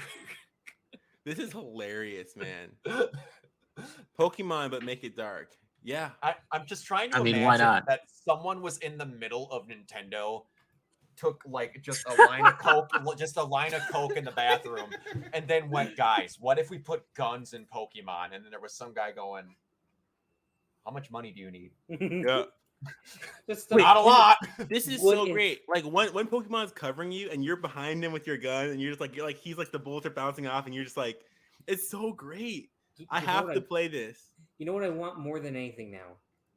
Let's mod what we saw. Put Pokemon into Call of Duty Modern Warfare 2. I want a first-person shooter of Pokemon. Or just like make that the plot of in their eyes. Make that the plot of this. Just throw in Vincent D'Onofrio from Jurassic World. Imagine if we had one of those Pikachu in Iran. Sarah, let's see what platforms is Power World on platforms. So far, it's only PC so far. Man, that's right fine. Now I'm thinking more of what I want is like Resident Evil Pokemon, because it's like, what if we had bioweapons? Did you guys see the trailer for Digimon Survive? Yes. It just came out like 6 days ago, right? Not too long ago. Like the trailer. I haven't seen it. Yeah, I'm actually really excited about because I like Digimon as a franchise. I've always been a big fan of Digimon, and this Digimon seems like it's going to take the story a lot more seriously, like a lot more dramatically. And your trainer, or not your trainer, but your human, right, can actually die if you. It's like yeah, it's like Fire Emblem, you know. So if you don't play it right, you'll die, and then you keep moving forward with the game.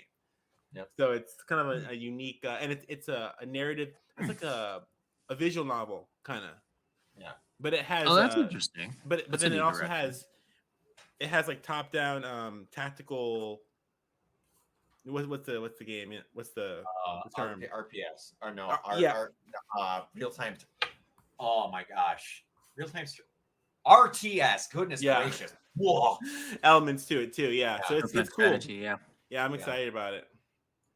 Digimon secretly always has a game coming out. It's kind of freaky that like you might not know about it, but there's almost always a game coming out. Oh, Marvel's Midnight Sun was the biggest mad I've ever seen. It's the type of game that I'm not. Okay, yeah, I wanted to talk to you guys about that because I don't know how I really feel about it. Like there are things that interest me about it, and there are also things that kind of turn me off a little bit. Like I don't like the fact that it's got the whole card-based system, for combat and that sort of thing, and it's kind of like randomized. I think unless you get like a deck or something, but like I don't know. I saw the type of game it was, and I went hard right. Yeah. It is from the guys who do XCOM, so I mean, I think the mechanics will be there. It's a card game. It's a card game, yeah. That's so disappointing for me. I like the story element to it. Yeah. I don't know the next Marvel Imperfects. That's what you wanted. Oh man. Okay. Oh, Mike, you're muted. Go ahead. Oh yeah. You can imagine any like Marvel video game has a decent story. Like I'm not gonna play a Marvel video game for a story, like because it's like yeah. I want to like swing around. I want to use Wolverine's claws and slash stuff. I don't care about the story. I mean, like, listen. No, I understand, but if I had any reason to believe that they were really going to go in hard and they weren't going to like play all the tropes and whatnot, but I don't think that's how it's going to be. Yeah. It's nice when it's added. Like Marvel's Spider-Man has a shockingly actually really great story in it. Yeah, no, I put amazing game. Yeah, but Spider-Man games have always had, but like no one aside from Spider-Man has ever gotten a good story.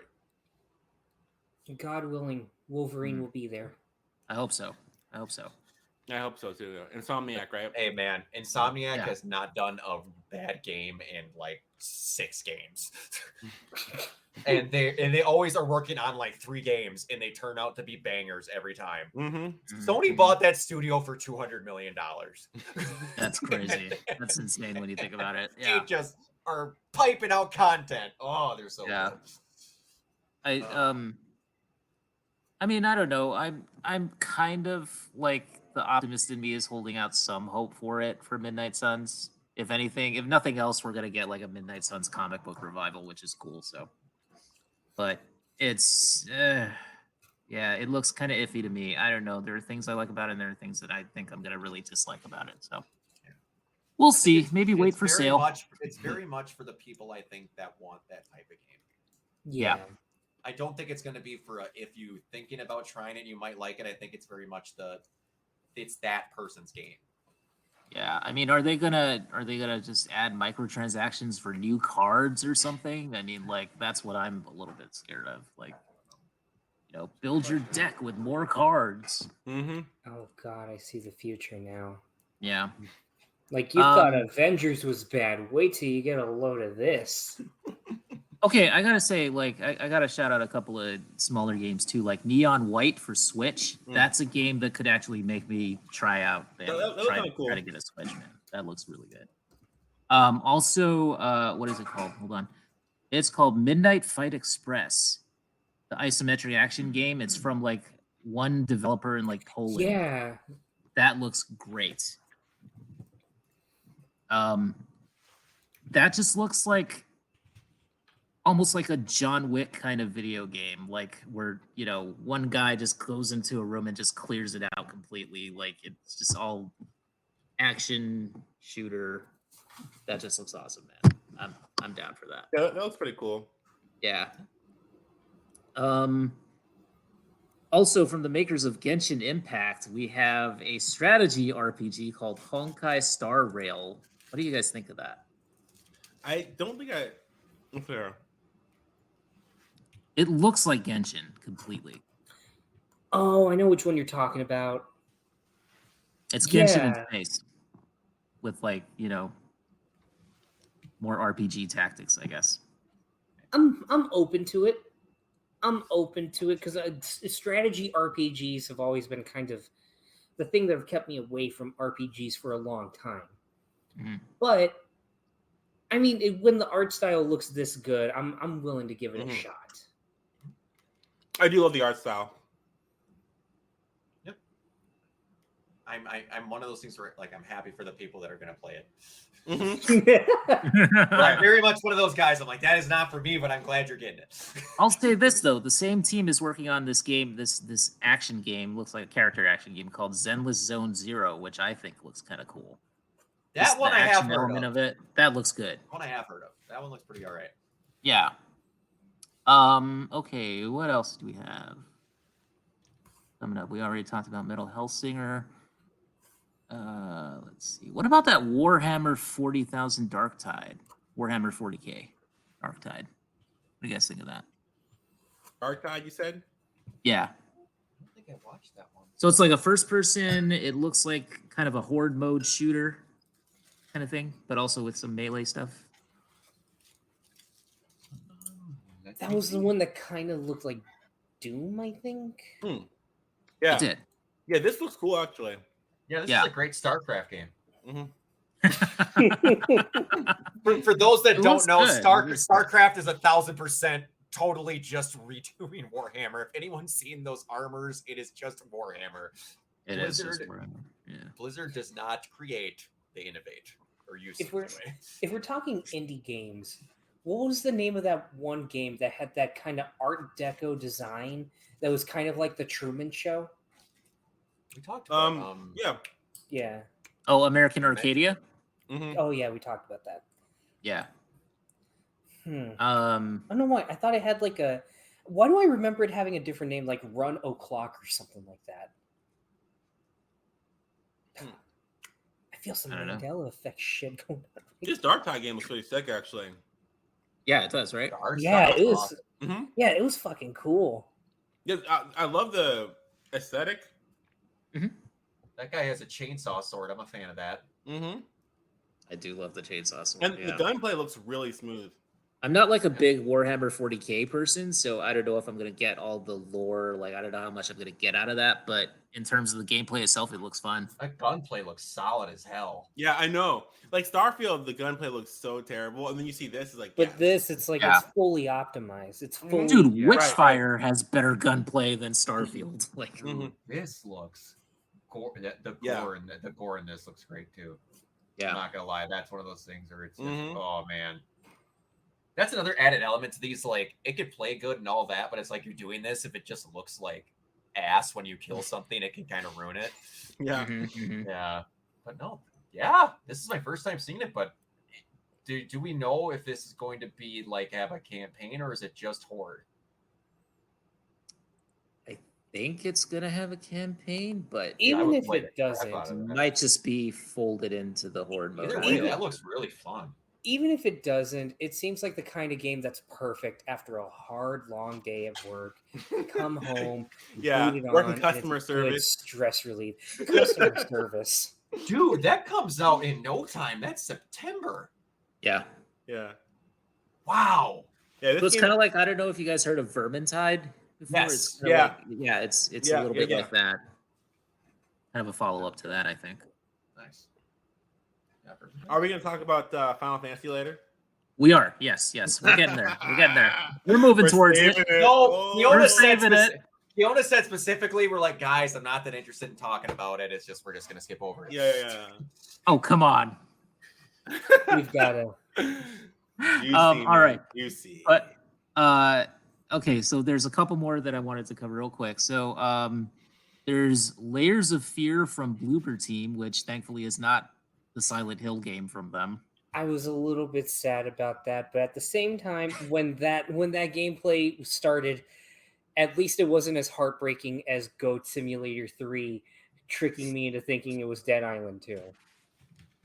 I was just thinking, okay, so this is what they're doing. You know what? I'm game for this. I love the fact that we got a lot of horror games this time. At least that genre is making a comeback, because it feels like in recent years it's just been a very sterile market for horror. Like, unless it's Naughty Dog or someone trying to be like the next PT, usually indie developers, it feels like horror's just kind of taking a back seat. So I love the fact that we got a lot of sci-fi horror, and then you had Layers of Fear, which, man, I know the game that Brock talked about last time just drove me fucking mad. The Medium? The Medium. Oh, that's one that made me oh boy, if that's true that Bloober Team's making a Silent Hill game, you might see me go into a rut that I will never return from. Mike, can I describe to you for 2 seconds the plot of The Medium? Go ahead. Oh no, here we go. Okay, so The Medium, the basis is you're a medium. I know, shocker. You play in a thing where you can zip between the spiritual world and the real world. And you're going towards this force. I can't remember what it's called, but it's voiced by Troy Baker, and he actually does a really good job as it. But in the thing, you're talking with these spirits throughout the whole thing and like trying to figure out the weakness of this monster that you're trying to get rid of, and you're trying to defeat it and free these souls. What you find out is that the source of power for this creature is the suffering of the things that it affected. Not that it can affect people, but just the fact that they're suffering from the bad things that it did to them makes it stronger. So essentially, you have an entire game of you going around and telling people, hey, I know you're having a bad time, but your bitching and complaining is making that thing stronger, so could you please kill yourself? It would make my day a lot better. I like that. That's kind of edgy. I like that.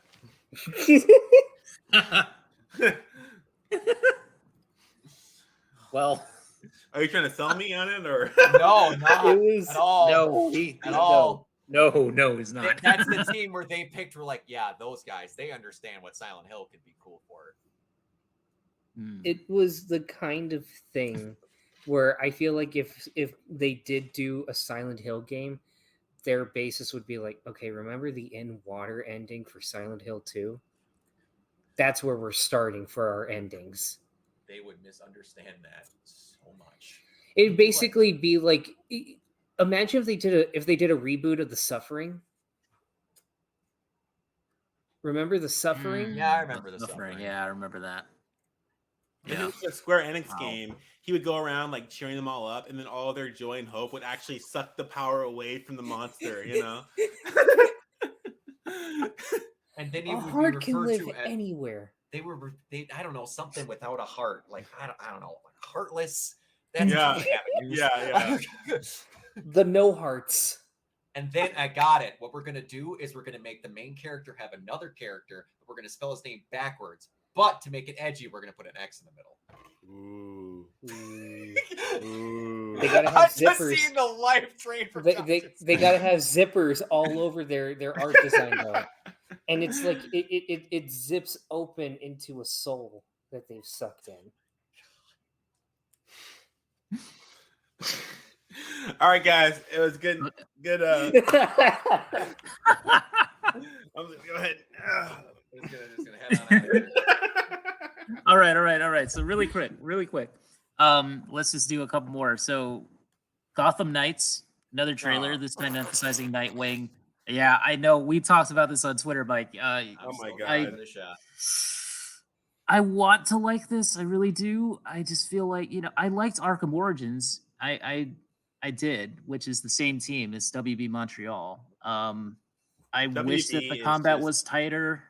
I wish everything was tighter about this game. I don't know, man. Like the presentation, the voice acting, the way the characters look, I'm just not loving it. Yeah. Yeah, and it's so sad. Gameplay, it's just so trash. Yeah, Warner Brothers is just an absolute joke, man. And they go like, remember that trailer that they just had with Nightwing and Red Hood, where they were showing off the combat system, and then they're like, "Oh yeah, this is about this is like characters that don't kill," and then Nightwing just literally kicks a guy off a rooftop, and the guy goes falling to his death. I mean, it's just like.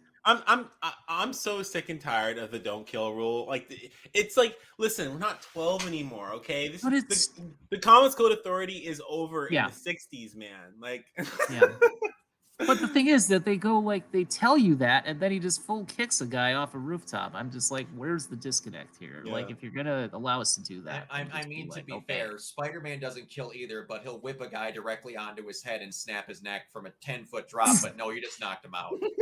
I just knocked him out. Right. Yeah. He cushioned him. There's a literal crater on the ground when you slide down. It's like, No, that was we put pillows down first. I love kicking people off buildings in Insomniac Spider-Man. You see them go, "Ah," and then suddenly he didn't hit the ground. He came close. Yeah. He's just gonna hit the ground after that web goes away. Meanwhile, in the days of Spider-Man 2 on the PS2, I would just straight up grab people and I would just do the full-on Michael Keaton thing and hold them up on the buildings, but then be like, "I'm Batman," and then I would just toss them. Do you remember when you could pile drive people? I would purposely go to the Empire State Building and spiral pile drive someone right down to the ground. Yeah. Didn't kill him. Yeah. See, Spider-Man has the ability to control his strength. See, that's what So when he pile drives him, right, he pulls up a little bit before they hit. Yeah, that's like how gravity works. It's like in wrestling where you tuck the guy's head up where your legs are making the impact, but the head doesn't touch. Oh, there you go. There you go. Head didn't touch. Empire State Building. Head didn't touch.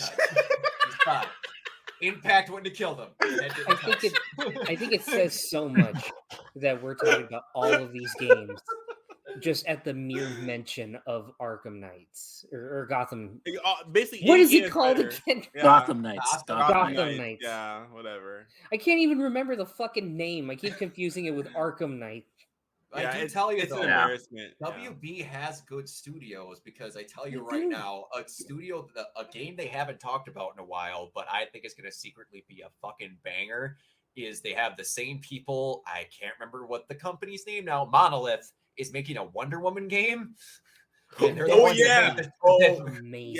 the system, like the Monolith. Oh my god, with the Nemesis system, and they're the people that made the Shadow of War games. That thing could be so good. Okay, I've never played the Shadow of Mordor games, and I know Keona's like making his way through one. I think, right? No, I gave up. You gave up? I gave up. It's not my thing. I feel like that combat system would flow so much better for Wonder Woman, though. Oh, absolutely. Yeah. Because Wonder Woman doesn't have a rule. She's you did a bad thing. Yeah. I'm gonna kill you. No, I'm so that makes me. I'm over the moon. I'm over the moon about that. Yeah. Sword and shield. Screw you, Patty Jenkins. Screw you. So I need to ask, like, before I will not the power of wishes. I will be the one person on here that will say I still like Wonder Woman 84, but that doesn't mean I will not laugh along with everyone with the fucking plot. Yeah. But Wonder Woman, she has superpowers. She doesn't need a sword. It's like, oh my god, you like banish you to the nether realms and get that woman out of here. I don't want to. I don't say that anymore. He's an Amazon warrior. Oh my god! Speaking of previously announced games, I didn't get to see all of the stuff that Bethesda talked about. But did they ever say anything about the Indiana Jones game that they're doing? No. I don't remember if they did. No, because it was only the games coming out within 6 to 12 months. Yeah. Why would they not come out with the Indiana Jones game soon? Like 5's around the corner. They're not. It's Indiana Jones and the Phoebe Waller-Bridge assance. Indiana Jones and we swear to God there won't be aliens this time. Yeah. Dude, what's his name? Indiana Jones. What's his name? Harrison Ford. Yeah, dude, he's gonna like every time he's in a new role, he's like, please kill me. So he's gonna be they're gonna wheel him up in a chair. They're gonna wheel him up in one of those in a chair, and he's just like, please kill me. Put me in my misery. It's so funny because he'll be literally every other role he's gonna be like, fuck, I just want to go home. And But like with Indiana Jones, the second he writes that down. But for anything Indiana Jones related, he's like, oh yeah, I already got the hat on. Let's fucking go. Yeah. Aliens, hell yeah. Phoebe Waller-Bridge, I mean, hell yeah. Time travel, why not? I trust James Mangold, but I do too. But Mangold has done two things worthy of note. One thing everyone knows, the other one no one knows about. And I don't know. I don't trust him. I mean, I think he's like not untrustworthy, but because he did that Ford versus Ferrari movie. He did like this one like docu-series before that, and then of course the thing that everyone knows about, Copland. Copland.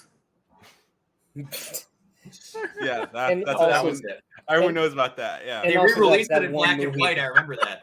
And then that one movie about an old Canadian dude. Yeah, with carrying knives everywhere. Yeah, an old knucklehead. Knives he can't put down. Yeah, put down the knives. I can't. Oh man, so much. Oh, man. Put down the knives. I can't. Oh man. All right, so video games. Before we move on from Summer Game Fest, Josh, since you brought it up earlier, let's talk about the Last of Us stuff. What do you think of the multiplayer reveal and that was or announcement? Really nice concept art. I wish there was gameplay that accompanied it. It was. I'm one of those guys. I love I actually love Neil Druckmann, and I will defend The Last of Us Part 2. But even I have to admit, I got upset with Kojima for just coming on, hey, I'm doing a game, bye. So I feel it's only fair that I extend the same thing to Neil Druckmann. If you don't have anything to show, that's fine. Don't dangle a carrot like, oh, hey, there's something coming soon. I'd rather get a full reveal first and foremost. I understand showing off the Last of Us show also, at least having a still, because obviously they're still shooting and they just wrapped up. So I understand that, and I really liked what I saw of the still. It felt like something straight out of the game, and Pedro Pascal and Bella look great, and I like the clicker in the background. But just the concept art, it's like, oh yeah, this is gonna be something great. It's like, well, show us. This is even worse than a pre-rendered cutscene. Yeah, but I'm excited about the TV show. Yeah, I'm excited too. I'm excited about that. I think it'd make a really good TV show.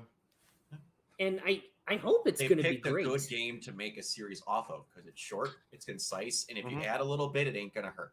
You're right. Yeah. Right. Now, I like the fact that they're getting Troy Baker and that was a good reveal Ashley too. Johnson. and Ashley Johnson to be in different the show characters as different characters. Yeah, I think it's good. I think that's. I want Troy Baker to be David. They're making a Gran Turismo TV show. They are. Yeah. They're making a Gran Turismo movie. Okay, yeah, movie, yeah. But and it's about a kid who's really good at Gran Turismo becomes a driver. That sounds amazing. It's the most 80s thing I've ever seen. And I was like, what year are we in? And it's directed the last Starfighter of Gran Turismo. Yeah. That sounds amazing. That's ridiculous, and that's great that they got him back to do that. That's crazy, man. That's all the things I was like, what? I wonder how much money they're gonna spend to like actually have the cars like drive. I wonder how like practical they're gonna get with this. I want Top Gun Maverick but with cars.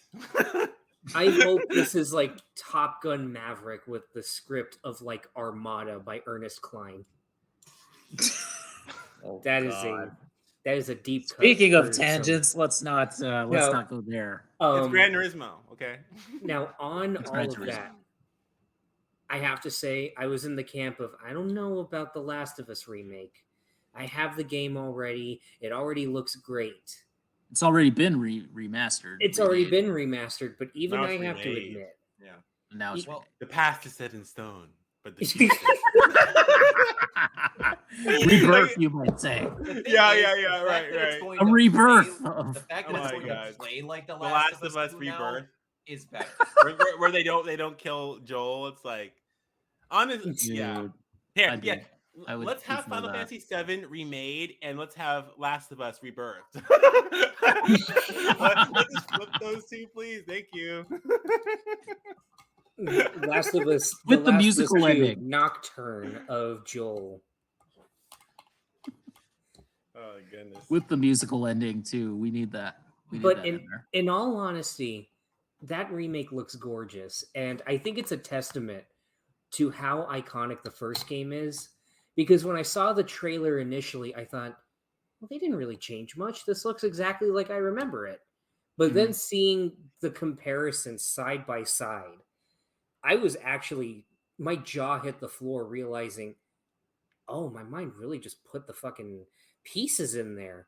And I think, that's a testament to how iconic it is. There are some people that will, this is a lead into the next thing, I'm assuming, but there are some people that will play Final Fantasy VII, the original one, and for them, it looks just like how the remake looks. Mm-hmm. Like that's how they've always seen it. Right. And I think we're seeing that in real time, but it's something really stunning. And if the gameplay is just like on the same point as 2, they're making it with the stuff from 2. Yeah. Oh, then this is going to be quite possibly perfect to play. Yeah, I'm actually definitely in the same camp as you. I think it's a good thing that they're updating it. The graphics do look significantly better lighting, better shadows, more detail. They're upgrading the AI too, so it's going to be more natural gameplay. It's going to feel better. I think. Yeah, and also this is a game where people they bought the original, they bought the remaster, they bought it for PC when it came out. I mean, they love this game. That they'll buy it again and again and again. There are other games they release more than this game that aren't nearly as good as this game. No, So I really feel like this is really they could have done something a lot worse. I think that they did a good job. That's true. Remaking it. Yeah, and I love the big thing when it got announced. Everyone was like, there was a good tangent of people who were like, nobody fucking wants this. We could add something else. AAA's dead. Sold out in a half an hour of the special editions. I'm like, yep, no one wanted it. Absolutely no one. Are you like they're not canceling 5 games because this game came out? Can we fucking stop that mentality? If they had a spare group of people that could take the time to make this alongside the 2 other games they're working on, you're not losing your childhood because they got a remake. Yeah. Calm the fuck down, people. Yeah. I really hate that idea where it's like you could have used that effort as though you are aware of all the like it's like a chessboard. You only everything's on the board and you allocated your resources here. It's like it's just this dumb principle thing that it's fallacious in nature. It's not it's so stupid. I hate that. Yeah. And if they took some spare time and made this, guess where that money from that game being made is going to go into? the other games you want them to make. Yeah. I'll It's more. also- It's just you're annoyed that at this time they didn't announce or release a game that you would have wanted. So the issue you're having is not the time that they're wasting, but the time that you wasted at this moment. It has nothing to do. The conflation is real. Exactly. Yeah. The one honest big change that is going to come from this game is they're going to make the doctor at the end actually look like Abby's dad. I can almost guarantee you that. Yeah. That's the one model they're going to really, really change. Because if you look at the original model of what that guy looks like, nothing like him. Not even close. Not at all. Not at all. I will say that I kind of think, I was watching like Maximilian Dude's reaction to this, because I always do. I always watch his reaction videos. But like, I was watching his reaction to the announcement, and he said like, because of the events that happened in the sequel, does it sort of devalue for some players what you go through in the original? I think for me, it kind of does. For me personally, like the reason why I wouldn't buy this as soon as it comes out is because I just don't know if I want to put myself through that kind of roller coaster again. Like for me, I was very drained after playing the second one, even though I liked it more than I didn't like it, but I also was super drained. And I just feel like that's the reason why I haven't gone back and revisited either one or two since then. No, after the first one, I went back and revisited it immediately because I loved it so much. But the second one just kind of killed my enthusiasm for me. Right. It's a good. The second one, in my opinion, is a good game. I mean, as just like the elements of a good game are there, but it's not. It definitely is not a game that wants to be played. It doesn't really want you to play it. The game hates you. I put it like this because I think I speak from kind of a unique perspective with part 2, and I think it makes me appreciate what they tried to do with this franchise. Just going through it and just remembering it, I would say that it devalues it to the point where I don't want to play the first one as much as I did before. But oddly enough, it makes me look at both of them more fondly, if that makes sense. It feels more cohesive, because like I don't mean to get that's the real good point to it, is that you're gonna have that.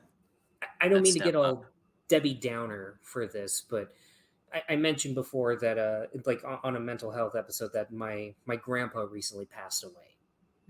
And because of that, it's been hard to go back to some of the stuff that we used to share together. But the few times that I do, it's like those things start to come back to me.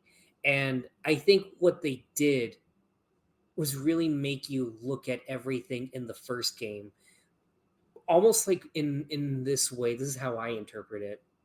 It's just solely a subjective thing for me, but I always see it as like whenever I do play through the first game or I get someone else to play it for the first time, it's like getting to see those memories just flood back of just an old family member and just thinking back to like, road trips and stuff like that, or just little things that you used to share together. And then part 2, it perfectly captures that mindset of, after they've died and just wallowing in that endless spiral of grief and regret. And I'll admit, I've gotten a little bit into part 2. I tried to replay it again fairly recently.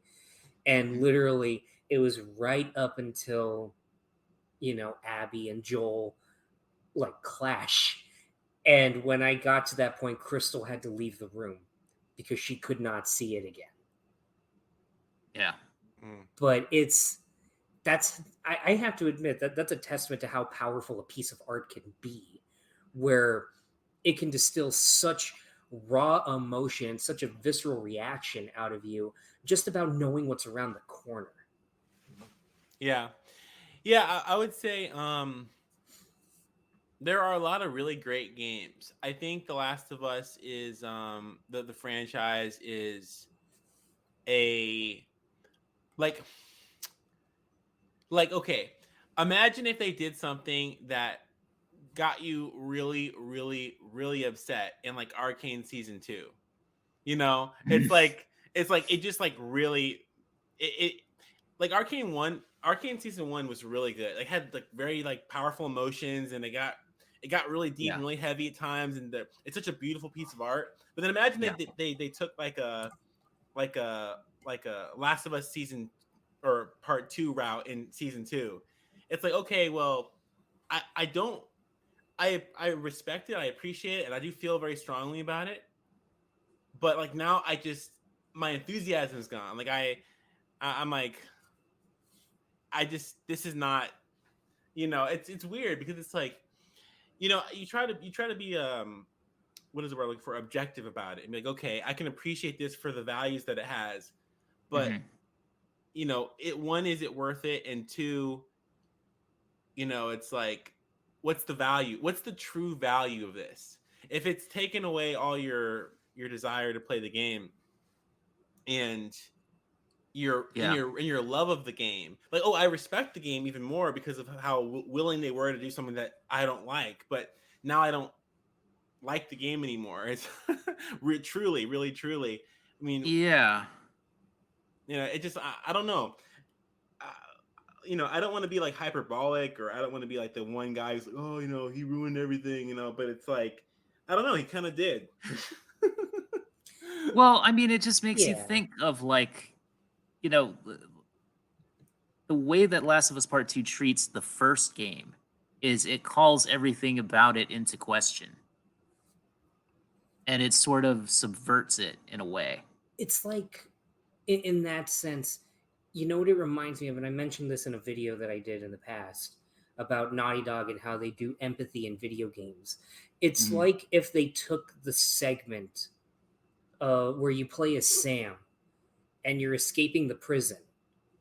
And as a player, when you're playing that, you buy into Sam's story, because I remember, at least for me, like when I heard like, oh yeah, Nathan Drake has an abandoned brother. Ooh, he's probably a bad guy. He's probably a twist villain or something like that, which apparently that's what Amy Hennig was going to go for originally.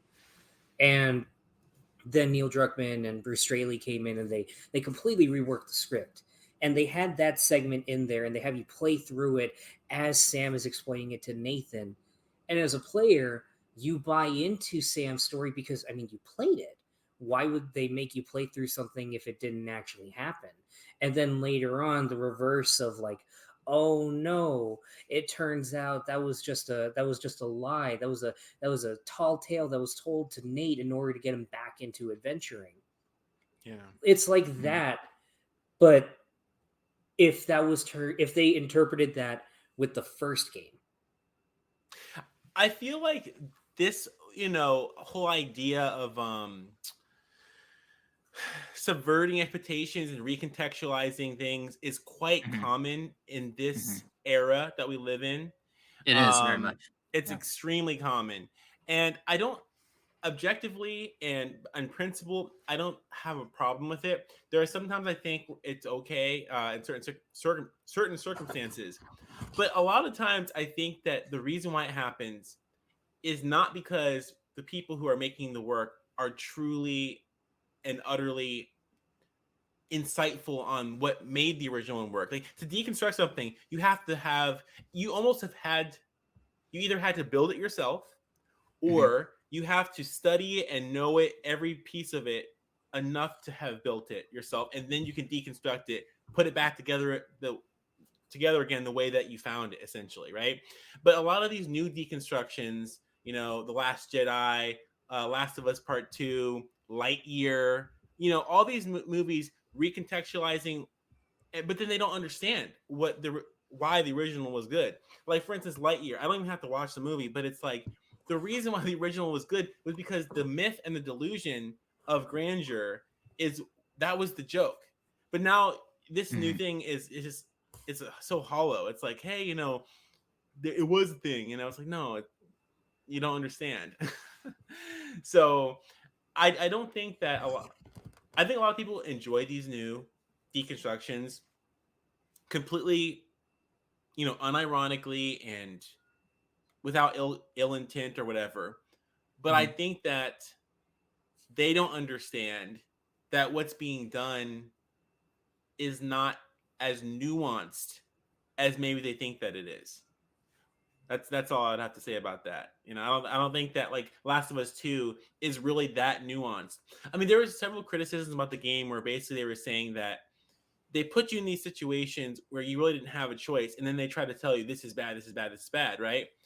It's like, is that effective? Is it emotionally effective? Yes, it is. It absolutely is. I can tell you that. Mm-hmm. But it's not smart, it's not clever, it's not nuanced. And people who act like it is, I think that there's something else going on with that, Is it satisfying for you as a player to then be told that what you did in the first game basically is a bunch of bullshit? Well, to be brought to that conclusion takes a degree of insight and nuance, as I've said like a million times. Yeah. That when you're brought to the conclusion yourself, it's uplifting, it's enlightening, it's so powerful of an artistic experience. But what The Last of Us 2 did, it felt very harsh and blunt and crude. It doesn't feel like an artistic experience. It feels like it feels very didactic. And it's effective. Like I said, it is very effective. It's like Pixar movies are effective because they know the formula and how to make you feel things. Show the cute dog, kill the dog. That's a metaphor, but that's that's what they do. So it's not really nuanced at all, but it is effective. So I mean, and not that it matters. Like you can have everything, but I just think the way that we discuss it, we could talk about those layers a little bit better. That's it. Yeah. I mean, like I said, I love Final Fantasy VII Remake. I love that. And that was completely different from, well, not completely, but I mean, it was, at the end of the day, it's more of a sequel than a remake, strictly speaking. But and I mean, I love games like Spec Ops: The Line. I love that game, even though it's not a perfect game. And I really did enjoy Last of Us Part 2 for what it was. Yeah, but at the same time, I'm thinking to myself, do I really want to put myself through that again? I don't know if I do. Yeah. Just personally speaking, subjective. I will end probably this little, at least my thoughts on it.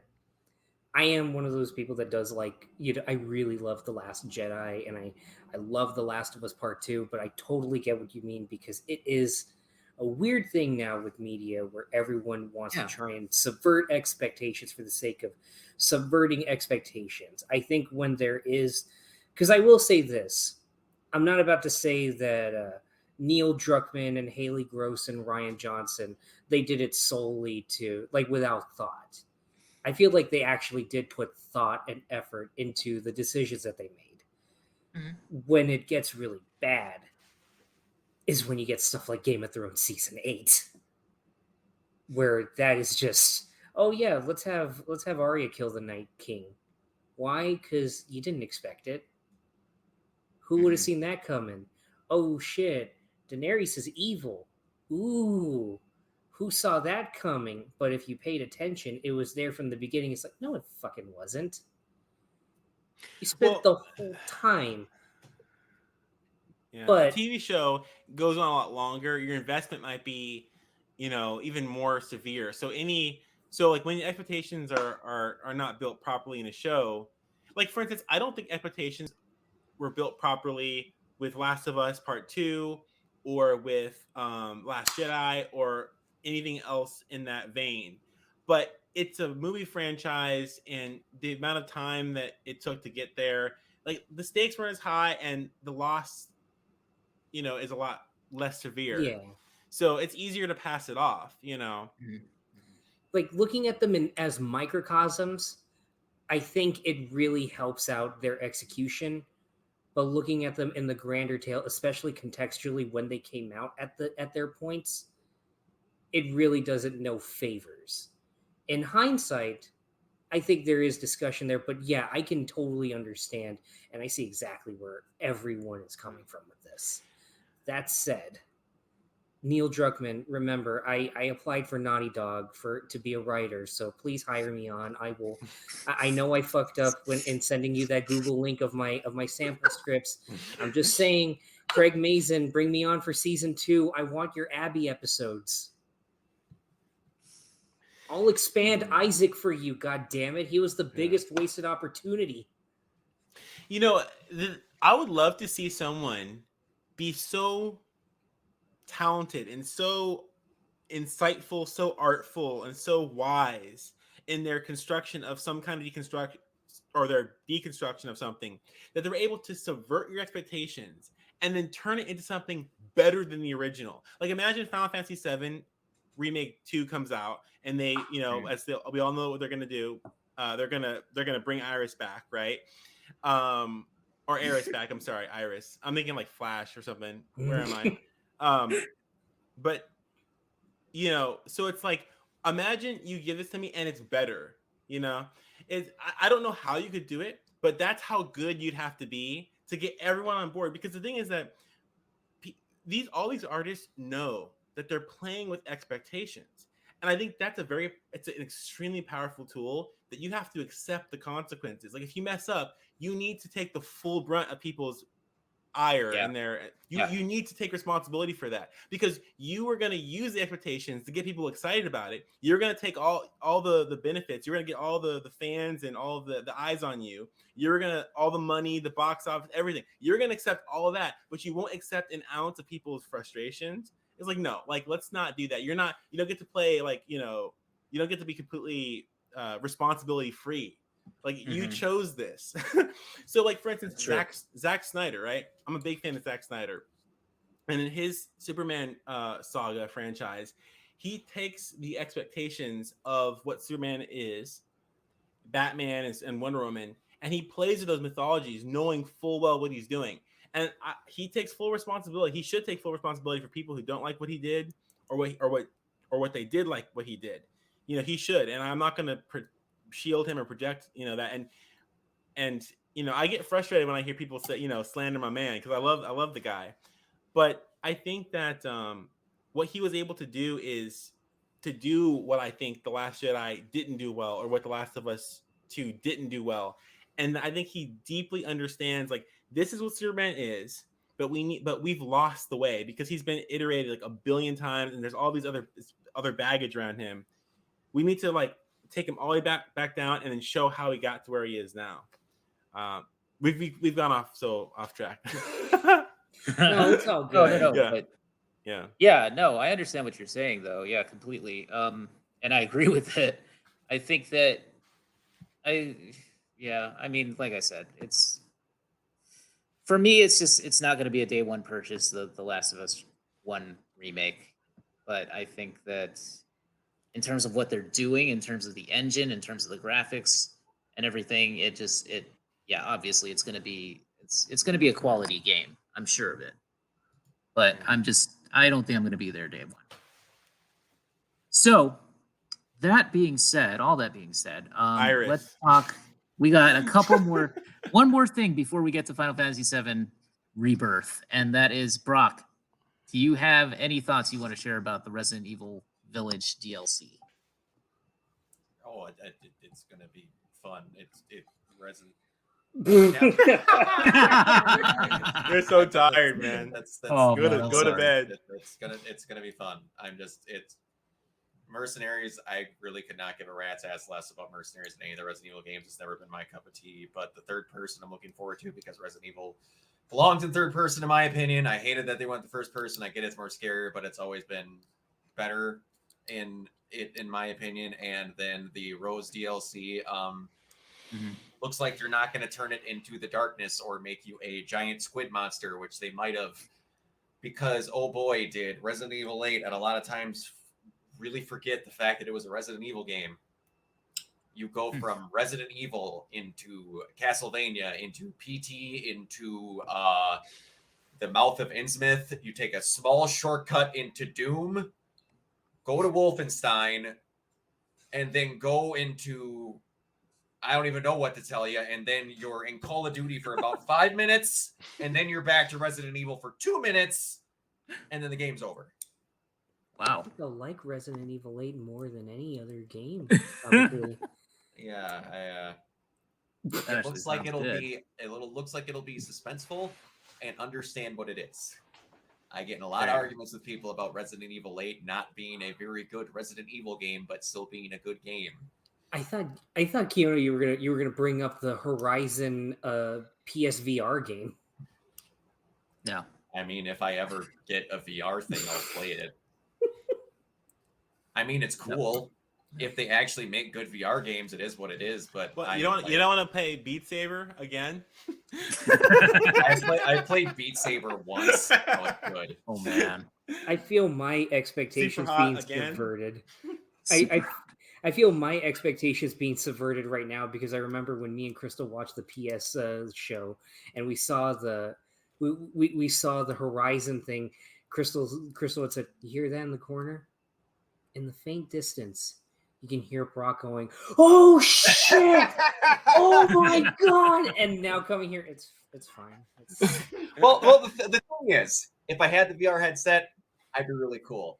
And I will tell you, the newer trailer they showed of it, the gameplay actually does look great. I need to see how much of on rails you are before. Yeah. I am very much if it has. I don't know if you know. I kind of like Horizon. But great game. It is, and I just. What do you think about Chubby Aloy?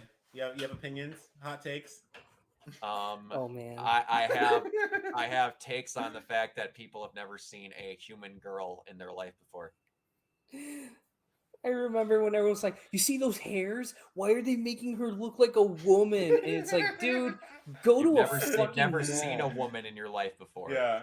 Go to a fucking mall. You'll see women with like little peach fuzz because that's how human skin works. And the worst part about that whole Chubby Aloy thing is they put you at an upward angle where you were staring up at her chin at the most unflattering angle on the planet. You're like, she has cheeks. What the fuck does that woman have cheeks for? Yeah. What are the rest of this? They changed your model. I'm like, no, it's almost like they didn't. Yeah. And I think it's a good segue into a larger discussion because honestly, I think that the controversy is really stupid. Honestly, and it's not going to stop me from playing the game. Do I like it more? I don't care. There's other things about the game that boost like my enticement about the game, even if she looks a little bit different or whatever. I mean, the way that you like, for instance, people who are arguing in that light, the way they contextualize it is a little bit it's just kind of silly, in my opinion. Yeah. However, I do think the much bigger discussion, like let's expand brain here. Idealism in video games should be a thing. We should like if the developer doesn't want to do it, that's fine. But I am totally for making your men, your women look ideal, right? So, I don't have a problem looking at games from that perspective. I mean, if that wasn't the intent of the first game, right, to make a second one and change it, like if this is all a part of the same intent, that's fine. But I just think that the counter argument to that, I don't think is any more nuanced than the dumb, like, oh my God, she's fat and she has hair and she's a man now. Like, that's really stupid too. But I think the counter argument really isn't much better in my opinion. Well, the thing is where it's like, no matter what happens, they are trying. Aloy is a character that no matter what she looks like is never going to win because they're trying to make a character that is not from the start, that was not a sex symbol, but was just a person that had a cool design and looked like a regular human. Everyone, the second that Aloy came out, they were like, well, she doesn't have big arms though. She climbs all day. I'm like, have you ever looked at an actual rock climber? Have you looked at a person that jogs all day? They don't look like Chris Redfield. They look like that. Mm-hmm. They look like a regular human who's kind of toned. Yeah. People that are into archery don't need to have arms the size of their head because, believe it or not, the bow does a lot of work. It's just that it's either your person looks like a sex symbol or they don't. In video games now, when you're just trying to make a character that looks like a regular fucking human being, people are upset because you can't make good Rule 34 out of them that way. Yeah. I'm sorry. The character was not made for you to jerk off to. You could just, it's regular. Yeah. Just stop.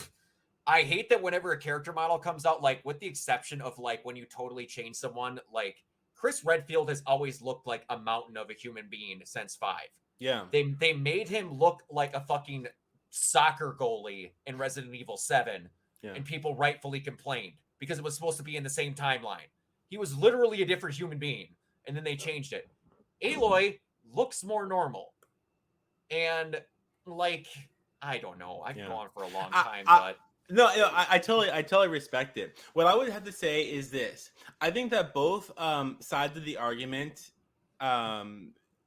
they use the same arguments.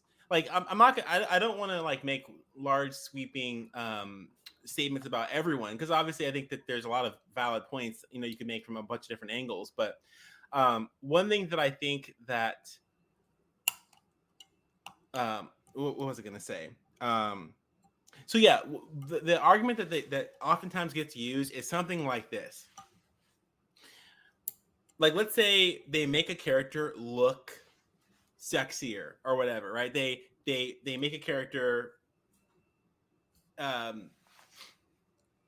unrealistic from a certain person's point of view, whose sensibilities are more in line with, let's not objectify, that kind of stuff. I'm trying to like beat around the bush a little bit. So let's say that person makes a criticism. Usually the criticism sounds something like this. It's like, oh well, they made this change, right? So that meant something. Like, there was a reason for that change. The person who created this character, they actually made this character. They chose where the camera was going to be. They chose where, so that the intention shows like there's some moralizing to do, basically. And then the same argument gets made on the other side, right? It's like, oh, they made that change. It's like they start moralizing it.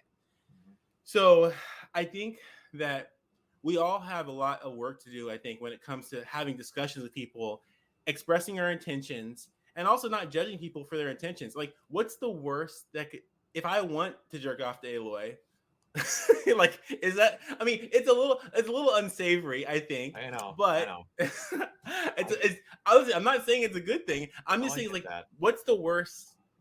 Okay, is that bad? And then what's the other side? What's the worst? Like, she should be, like, I don't know how to express it. Like, she shouldn't, no man should feel anything about it, because that's disgusting to even think about, what's the worst? I don't know. Maybe if that's what they want to do, then that's what they should do. I think that it's really not that bad either way. You shouldn't moralize it. No, I get that. It was a lot of it came down to, she doesn't look like a person that is dolled up, and I'm like, cool. They don't have makeup in the apocalypse. Yeah. That was a good 80% of it, and I'm like, if she was a regular human that had stuff, maybe she might, but I could give they could have shaved her bald. I'm like, does she still have the same personality and is the same character? Cool.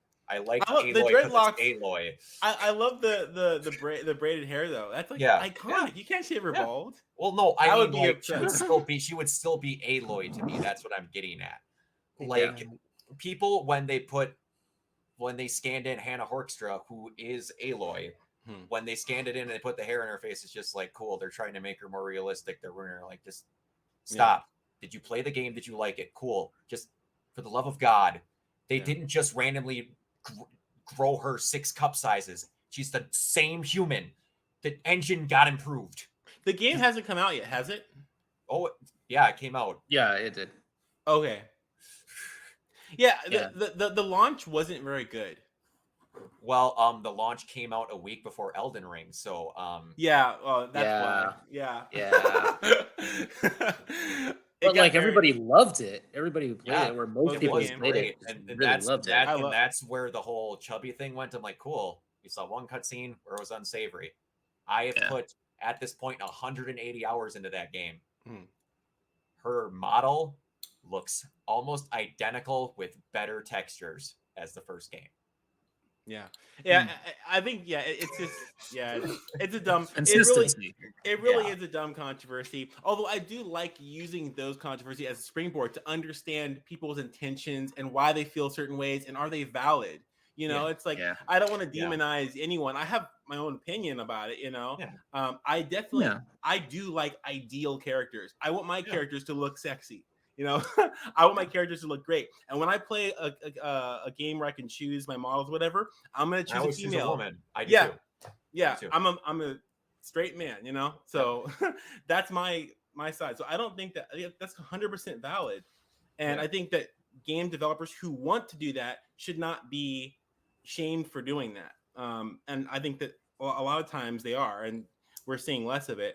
But I don't think that, the Aloy thing, I think it's stupid, and the people who are complaining about it have nothing better to do.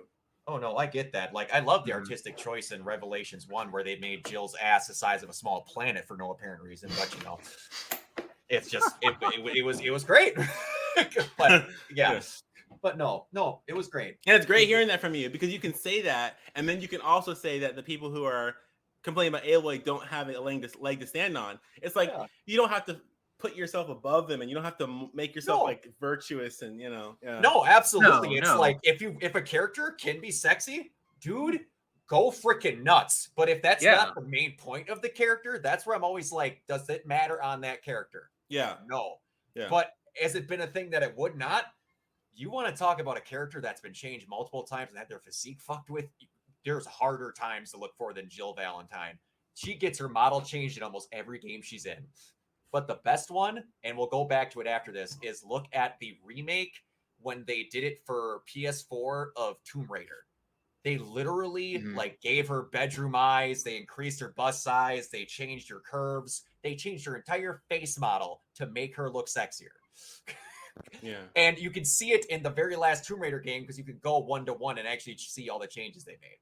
But anyway, it's I enjoyed the I played. See here, did I play one? I'll be right back. I played Shadow, and I think I played the first one. I think I skipped the second one for some reason, but they're pretty good games. Josh, what were you gonna say? I was gonna say, they may not have makeup where Aloy is, but they do have makeup in Midgar. And we're talking about characters like that. Nice segue. Nice segue. Never. Thank you. You can never go wrong with Tifa. Yeah, Tifa. She was in Italy recently. She was just. She was. She took over the Italian Senate. She took over. Yes. She made a real splash. Yeah. There was a splash made about Tifa on Tifa, but okay, that is. Oh no. Oh man! All right. Of course, you happen to come out right when I'm being a fucking degenerate. You are, man. Hi. Crystal says hi. Hey, Crystal. I don't know who you are, but I'm happy to see you. Oh yeah, my God. That is my lovely, lovely fiance, who is probably a bigger degenerate than I am. That's true. Degenerates for life. Degenerates for life. It hits a lot more intensely when it's out of context. The context is just Tifa. That's all the context you need. That's all the context that you need. Really. You are the squat sultan. She had to do that fucking mini game for me because I couldn't figure it. I couldn't do it in remake. Oh, the exercising. Yes. The first one is easy. It's like I don't know. And then the second one is like I want to break my thumbs. Yeah, the pull up. The pull ups. What that one's called. That's a tough one. Yeah. Oh man, though. So we're let's talk about Final Fantasy. Let's talk about Final Fantasy VII. Yeah. Let's talk about that. It is Kiona's turn to geek the fuck out. Yeah. Okay. I am all back. right. So I will ask that we get to Final Fantasy because I have to get up for work in roughly 3 hours. Oh, we're doing that right now. Okay. Okay. Sorry about that, Brock. Oh man, That's sorry. Fine. So That's sorry. Fine. Okay, so we're doing Final Fantasy VII. So they had the anniversary stream. It's been 25 years since the game has come out. Of course, they've gone through like the compilation of Final Fantasy VII. The big news I will say is that we finally had a new trailer for Ever Crisis, which actually looks pretty good for a mobile game. And I'm gonna play that. They're gonna gotcha mechanic the hell out of it, but I'm gonna play it. Money. We also have the surprise announcement, which was the Crisis Core remake or remaster. I think it's more of a remake, though. If you ask When's me. Dirge of Cerberus coming out? Dude, probably in between part 2 and 3, if you ask me. You just wait. At this rate, you're getting everything. They're totally gonna do that. Updated Dirge of Cerberus, my boys. Let's go. Yeah.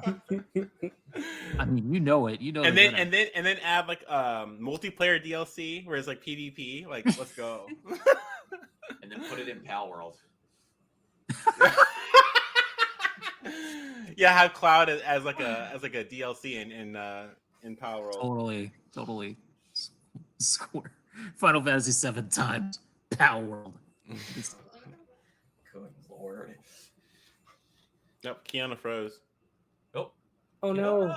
Right at the time he was most excited. He's like, yeah. Oh my god, I can't wait to talk about it.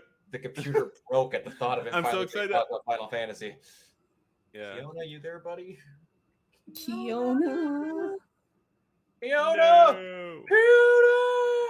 Snake! Maria!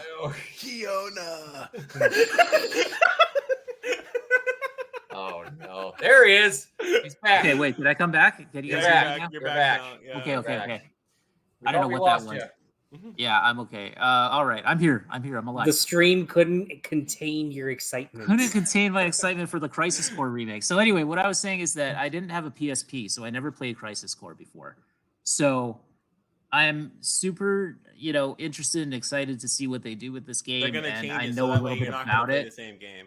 They're gonna change it. Yeah, they're gonna change certain things, I'm sure. But and Zach is gonna be alive, I'm sure of that. But I don't know. I'm very, very no one dies in this version of Final Fantasy VII. I'm very happy that they're doing it, and I'm Gact is back. And for nothing else, we have Gact now. So thank God for that. Now let's talk about real quick before we have to go. Let's talk about Final Fantasy VII Rebirth. So we have remake and then we have rebirth. And Mike, I want to hear your thoughts on this first of all.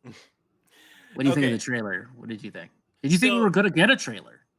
No, I didn't, and I'm very excited. I was happy that we got one. So no, I'm totally happy about it. After I played the game, I got toward the end where they really started pushing the whole we're changing things. I was mourning for so long. I was mourning. I was like, oh my god, I feel sick. And then as time went on, I was like, you know what, whatever.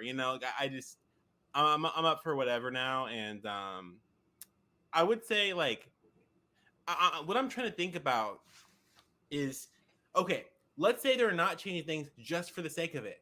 They have one of the most iconic, legendary games of all time, and they're remaking it, okay? And now they're changing it. So, and it's the same team who made it.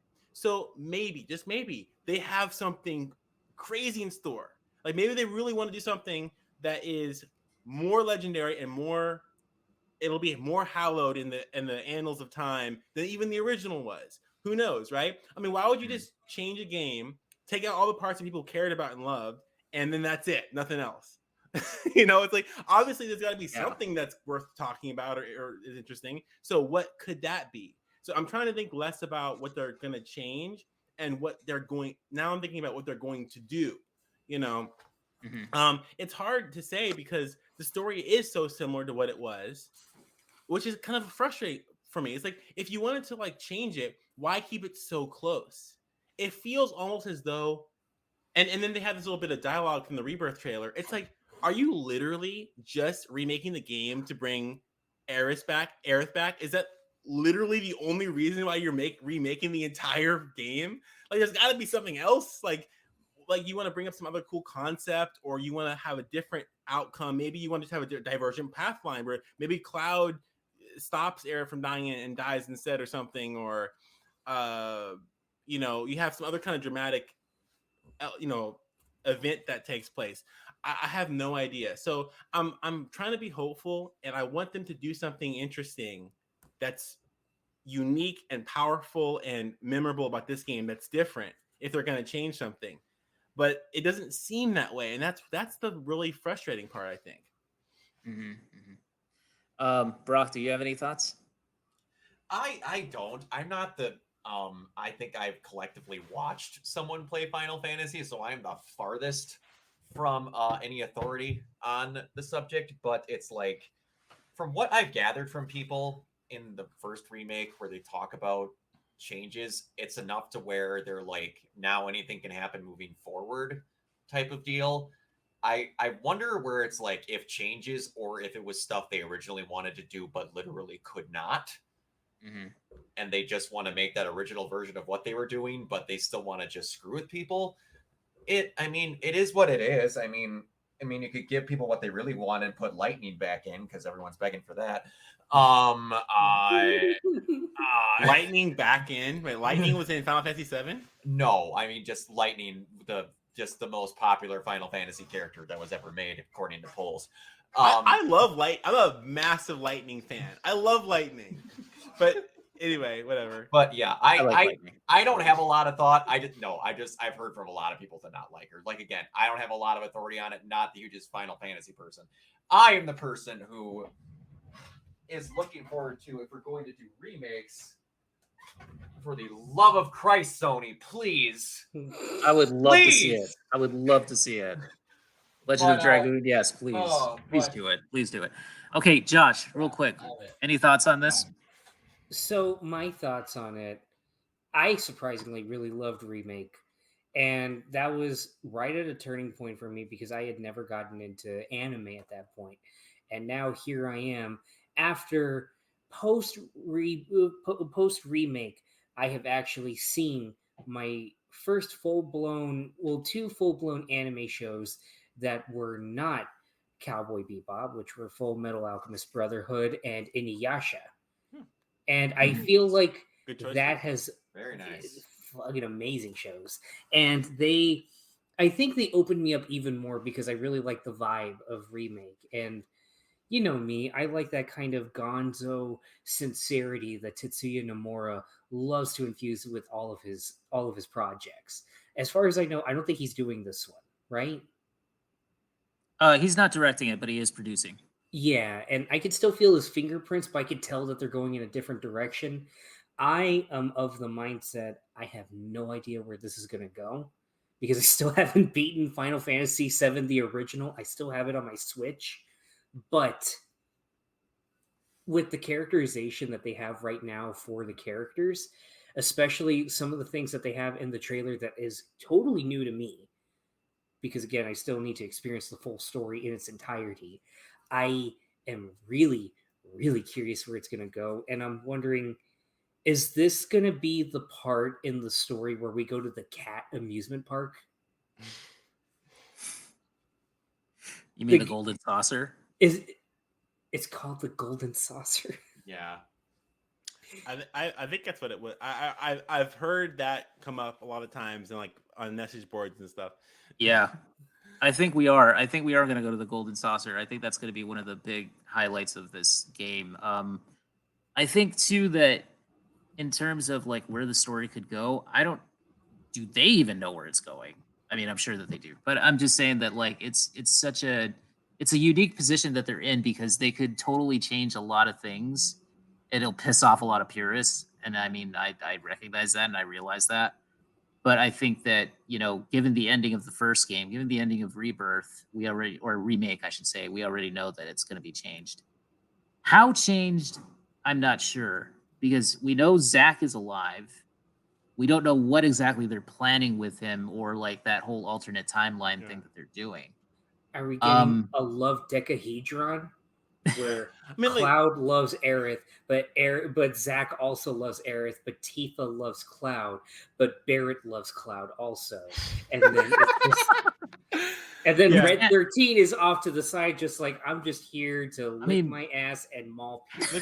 The question he's is just sitting there going, "Have y'all watched hentai? Hold on." The question is why? It's like why Zack and Aerith and all that's like. I mean, like, what's the point? Like. I don't understand. Like, what's the point? Like, this, I'm like confused. Like, what's the point? Well, it's like they chose to do this. So why did they choose to do it? All I want to know is why. I would love to talk to them. Say, what was your like narrative artistic thought process behind this? You know, what were you aiming to do? Like, what were you trying to portray to the fans? You know, I mean, yeah, that's going to be the interesting thing, is to see where it all pans out, because like, if you know, like you were saying, is it just to bring back Aerith? Is it just to save her? Or is this the cruelest trick that they could play on us and make us think we could save her? The best part is the rug out. They could save her and then kill her later on. Exactly, they could do that too. What if like exactly? Cloud, what if Cloud gets if Sephiroth gets into Cloud's head? And he becomes Cloud evil. Oh my god! And he kills Aerith. I mean, oh wow, that would be disgusting. Yeah, dude. See, this is the thing about it, is that they could go a multitude of different directions with this, and like it's just going to end up being just pain, especially for those of us who like weren't the biggest Aerith fans originally, and now we're like huge Aerith fans, like I am. Yeah. And I'm really dreading this new game. She's so good. I am so dreading the ending of Rebirth, because I think everybody is dreading everything. You know, it's like the best situation is if they literally just did.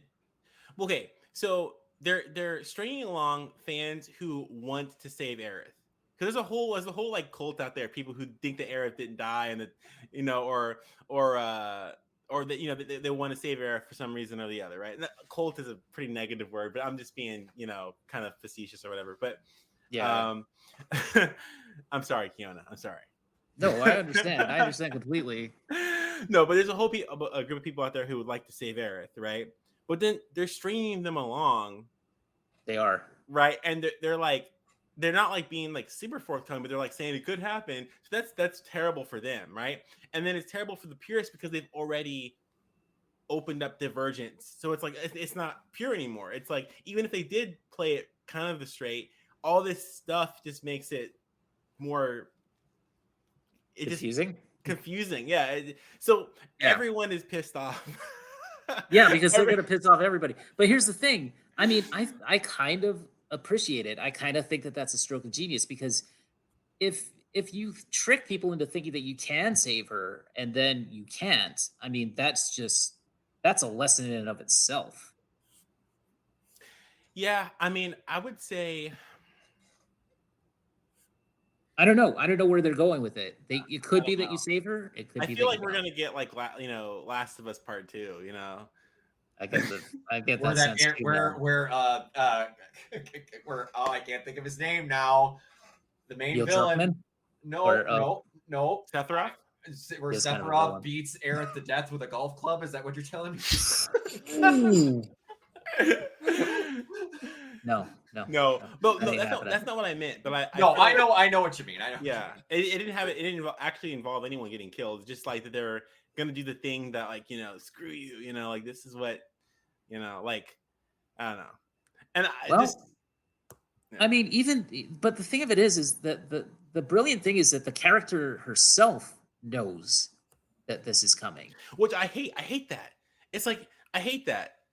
It takes away all the timey-wimey stuff. It just no. But it takes away all the stakes are gone, because things are malleable and people already kind of know where things are headed. It feels like there's more control over what's happening than there is. And even if there isn't really in the end, I want to be just as shocked and surprised, you know? I mean, I don't know.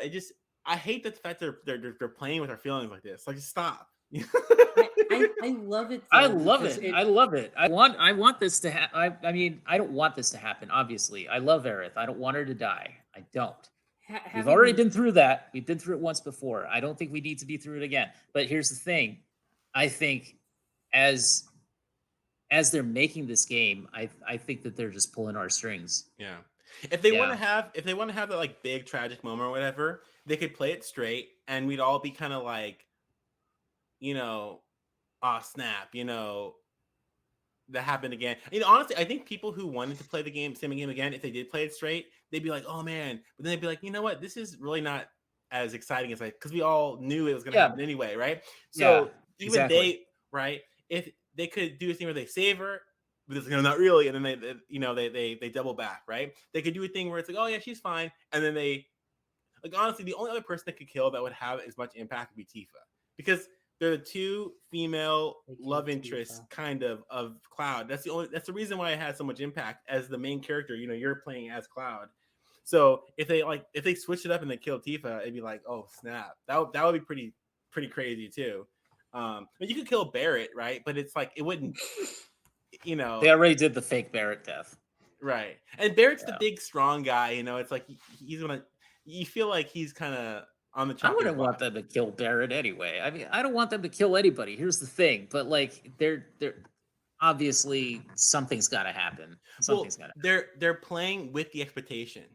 Yeah, that's the thing, and they know they're playing with the expectation. So that's the figurative chopping block. It's like it's in play. It's the elephant in the room. Like we can't deny it. it's a tightrope. And here's you know, I mean, everybody knows me. Everybody's known my Twitter feed. They know that, like, you know, read my review of Final Fantasy VII massive Aerith. I am a massive Aerith fan, and I love Clarith, and I love that whole thing. I would love Aerith and Tifa, frankly, but you know, just like seriously, what do you think they're gonna do here? I mean, I think it's possible that they kill her, but then they bring her back in the end. That would be that would actually be the worst thing. Like that would be the worst thing. Yeah. I would rather her not die at all. Just if you want to like save her, just save her, please. No Deus Ex Machinas, please. For the love of God, I would be a very sour person. It's established though that she's still in the live stream, even if they do kill her. The Mako, man. It's sucking our stories dry, our characters dry. I just don't know. I don't know where they could go with Deus this. Ex Machina, please. I do too. It's the worst thing that you can possibly do. But you know, and they think they're doing you a favor. It's like, no, you're not. It's like you made me feel bad because you killed the character. You did that to me, and then you undid it. So now I still feel bad and I feel illegitimate at the same time. Like I don't get to like have either. It's the worst thing you can do. Mimi, who's leaving comments on this. Mimi, you know what? I love that. I love that Save Aerith campaign. Yes, I agree completely. I think that Monica from my Ruby Facebook groups. Monica's awesome. I think that what okay, well, thanks, Monica. Thank you for this. But you know, I think that like I can respect what they're doing if they do it well. But what does that look like? What does that even mean? Like, how could you how can you do it poorly? I would say Deus Ex Machina is the worst. Deus Ex Machina, that would be the worst thing. How can you do it well? I don't know. I think you'd have to definitely convince us that you would do it, and then not do it, and then make us happy that you did for some reason. You know, and I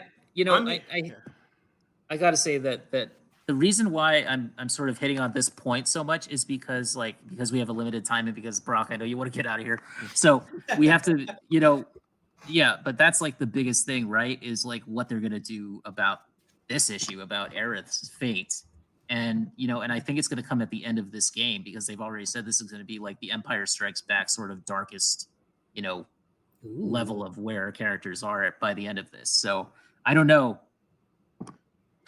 I just don't know. Yeah, in my opinion, see, I'm an edgy, emo, dramatic. I like as edgy as you can be, like, you know, and I have no shame about that. My favorite would be either you trick us into thinking you're saving her, but then you kill her. Like that would be really good. Or you like have Cloud turn to the dark side and he kills Aerith. You know, that would be so messed up. That's what I do. Yeah. That's my man right there. Because like, I'll say just on all of this, yeah, I totally kill Aerith, probably like through Cloud. Probably that'd be my approach, and I know Kiona would probably kill me forever. He's probably like seething upon hearing that. Like, you're my brother. Very upset. I'll deal with this. But like, I love the you said you didn't like. He chops Aerith in half with the Cloudbuster, and you see her like her head like on the top of the screen. Okay, I wouldn't do that. No. You could have him cut her in half. The top half goes up, and then he skewers the top half with a sword. I'd kill her and have her body fall into the Mako. But I mean, what I do, like not necessarily like that, but what I mean, like I love the fact that Aerith is aware of her fate, either in this timeline or in another timeline, and I like that it drives her in that sense, like even closer to Cloud. And from what I've played of Resident Evil, of Final Fantasy VII, from what I played of Final Fantasy VII, I love how innocent Aerith is, but her knowing her fate kind of adds another layer to her innocence and her purity of it all. And I like how through that, just the changes that she brings to Cloud in his arc and everything like that. And I love that through that she's just somehow able to just tear down the walls of probably the edgiest character in the whole game. And that's saying something, because there's a guy with a literal machine gun for a hand. But she has this world weariness to her that's very contradictory to her appearance, and it's so visually you want to protect her at all costs. But even talking with her, just being able to interact with her and hang out with her just for that brief little window before you get to Sector 5. My favorite moment in that whole game is the moment on the playground. I think they were walking on the roof, when they were talking in the roof. Like that. I love that moment too. I love it. Dude, that's awesome. That was really great. But on the playground, I love, because for that brief moment, at least how I felt it, she brings him back to a simpler time. A time that he's very, wistful about with Tifa. But, Tifa's just a totally different person. And as much as he wants to preserve that, they're still on wildly different paths. And Aerith is the one thing, the one person, the one soul that can reach through him. Yeah. And just make him forget about all of that. And a lot of that is done, in my opinion, now through her weariness rather than just, just simple wistfulness. Yeah. I think the best thing they could do for everybody would be do this kind of thing, like a metaphysical thing where basically in the original game, she knew her fate. In this game, you're aware that she knows her fate. So it's not like anything's changed. It's that you're seeing more of what's going on, right? That's the only thing that's really changed. And the fact that she knows her fate, it's like she is kind of like being a part of like the live stream or whatever, kind of transcends time in that sense. So she's always kind of basically making sure that in every timeline the same thing happens, right? Because if anything happens differently, then the world could go down a really dark path. So in one way, she always does die in the end, which keeps it the same.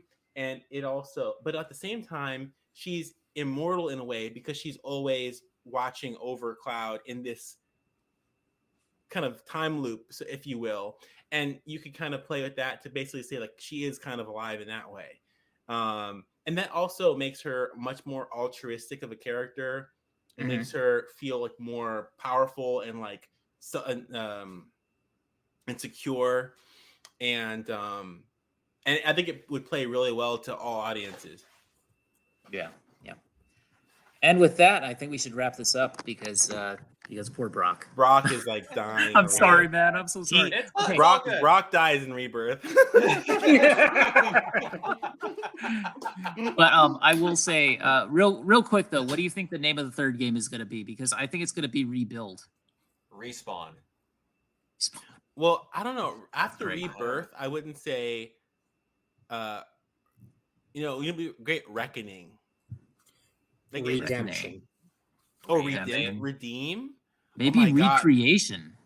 Well, see, Rebirth is already. So you have Remake is like Rebirth. Yeah. Redeem. I know, or Reduce, Reuse, Recycle. Oh yeah, that's Revengeance? Call of Duty. Yeah, Revengeance. I love Call of Duty. I love the people that have suggested Revengeance. Final Fantasy VII. Oh, Revenge. This is how we. Oh my God! Imagine if. Oh my God! Imagine. Fantasy Revenge. That'd be crazy. Revenge of the Sith, you know? That's what I was thinking. Like revenge. Yeah. Revenge of the Chocobo. All right. So just want to say thank you to everybody who watched with us, and thank you to everybody who joined in on the stream, and also to Millennial Mike. Thank you for coming back, man, and thank you for getting in touch with us on Twitter and all that. Brock, so good Josh, to see you, man. You guys are awesome. Kiona, you're awesome. Thank you so much, man. So where can people find you, Mike? Online. You can find me on the Exiles Network on Twitter at the Exiles Net. You can find me at Ronin Council. Ronin Council is my anime stuff, my manga stuff, video games, the Exiles Net's movies, that kind of stuff, TV shows. Awesome. I'm on Discord. Yeah. All right. And Josh? You can find me at Twitter at JSH Lozano, where I am not burning my fan film to the ground with racism and ableism and all that. Don't look up Spider-Man Lotus. It is a saga and a half. Ooh. I say that as I am mutuals with the director. He followed me and I followed him back then, but I am going to unfollow him later on. And you can also find me on YouTube at JoshBoy64, where I am making the executive decision. I am not doing my Kingdom Hearts video next. I need to be in a better mindset, a better frame of mind for that. But you can expect a Midnight Mass video coming either late next month or around my birthday in August. And if that will make you cry or make you feel reflective, then I'll have done my job. All right, Brock, where can everybody find you? Josh, are you trying to tell me that a product about Kingdom Hearts is going to be delayed or take a while to come out? I know, it's just on brand. Unbelievable. You can find me everywhere at Organoid Zero. Unfortunately, I'm going to stop streaming for a hot minute until I actually get my PC that is going to be on order soon, because this laptop is starting to go But until then, I have stuff coming up on my YouTube channel. We are currently uploading the last end of the fresh takes on Neon Genesis. We are now on to the movies now, and then we'll be going on to the next series. So yeah, currently recording the next set of fresh takes, where I'm not going to say what it is, but I watched 2 episodes of an anime that is a Netflix original that I have not cried that hard, not hyperbole, since the loss of my grandmother before COVID. I need to know what this is. Is it Children of the Whales? Violet Evergarden. Oh, yeah. No.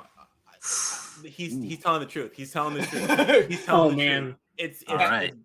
It's the one where she visits where the major was, and then the next episode is the letters to the daughter. I physically died on stream.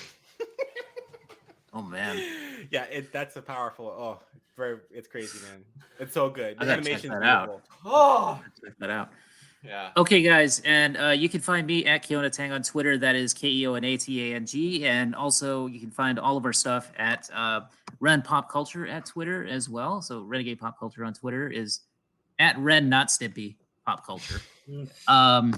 Also, you can find us at renegadepopculture.com. That's where you'll find all of our old articles, all of our old podcasts, all of our current podcasts. Basically, anything that you need is right there in the doobly-doo. And, of course, we have our YouTube channel, which is just starting up. We only have about, 8 subscribers or something. So please check us out on YouTube if you can. This is going to go up there as well. And it's a 3-hour-long video, so we better stop. All right. Anyway, guys, we love you. We'll see you later. Be safe, and peace out. Catch you later.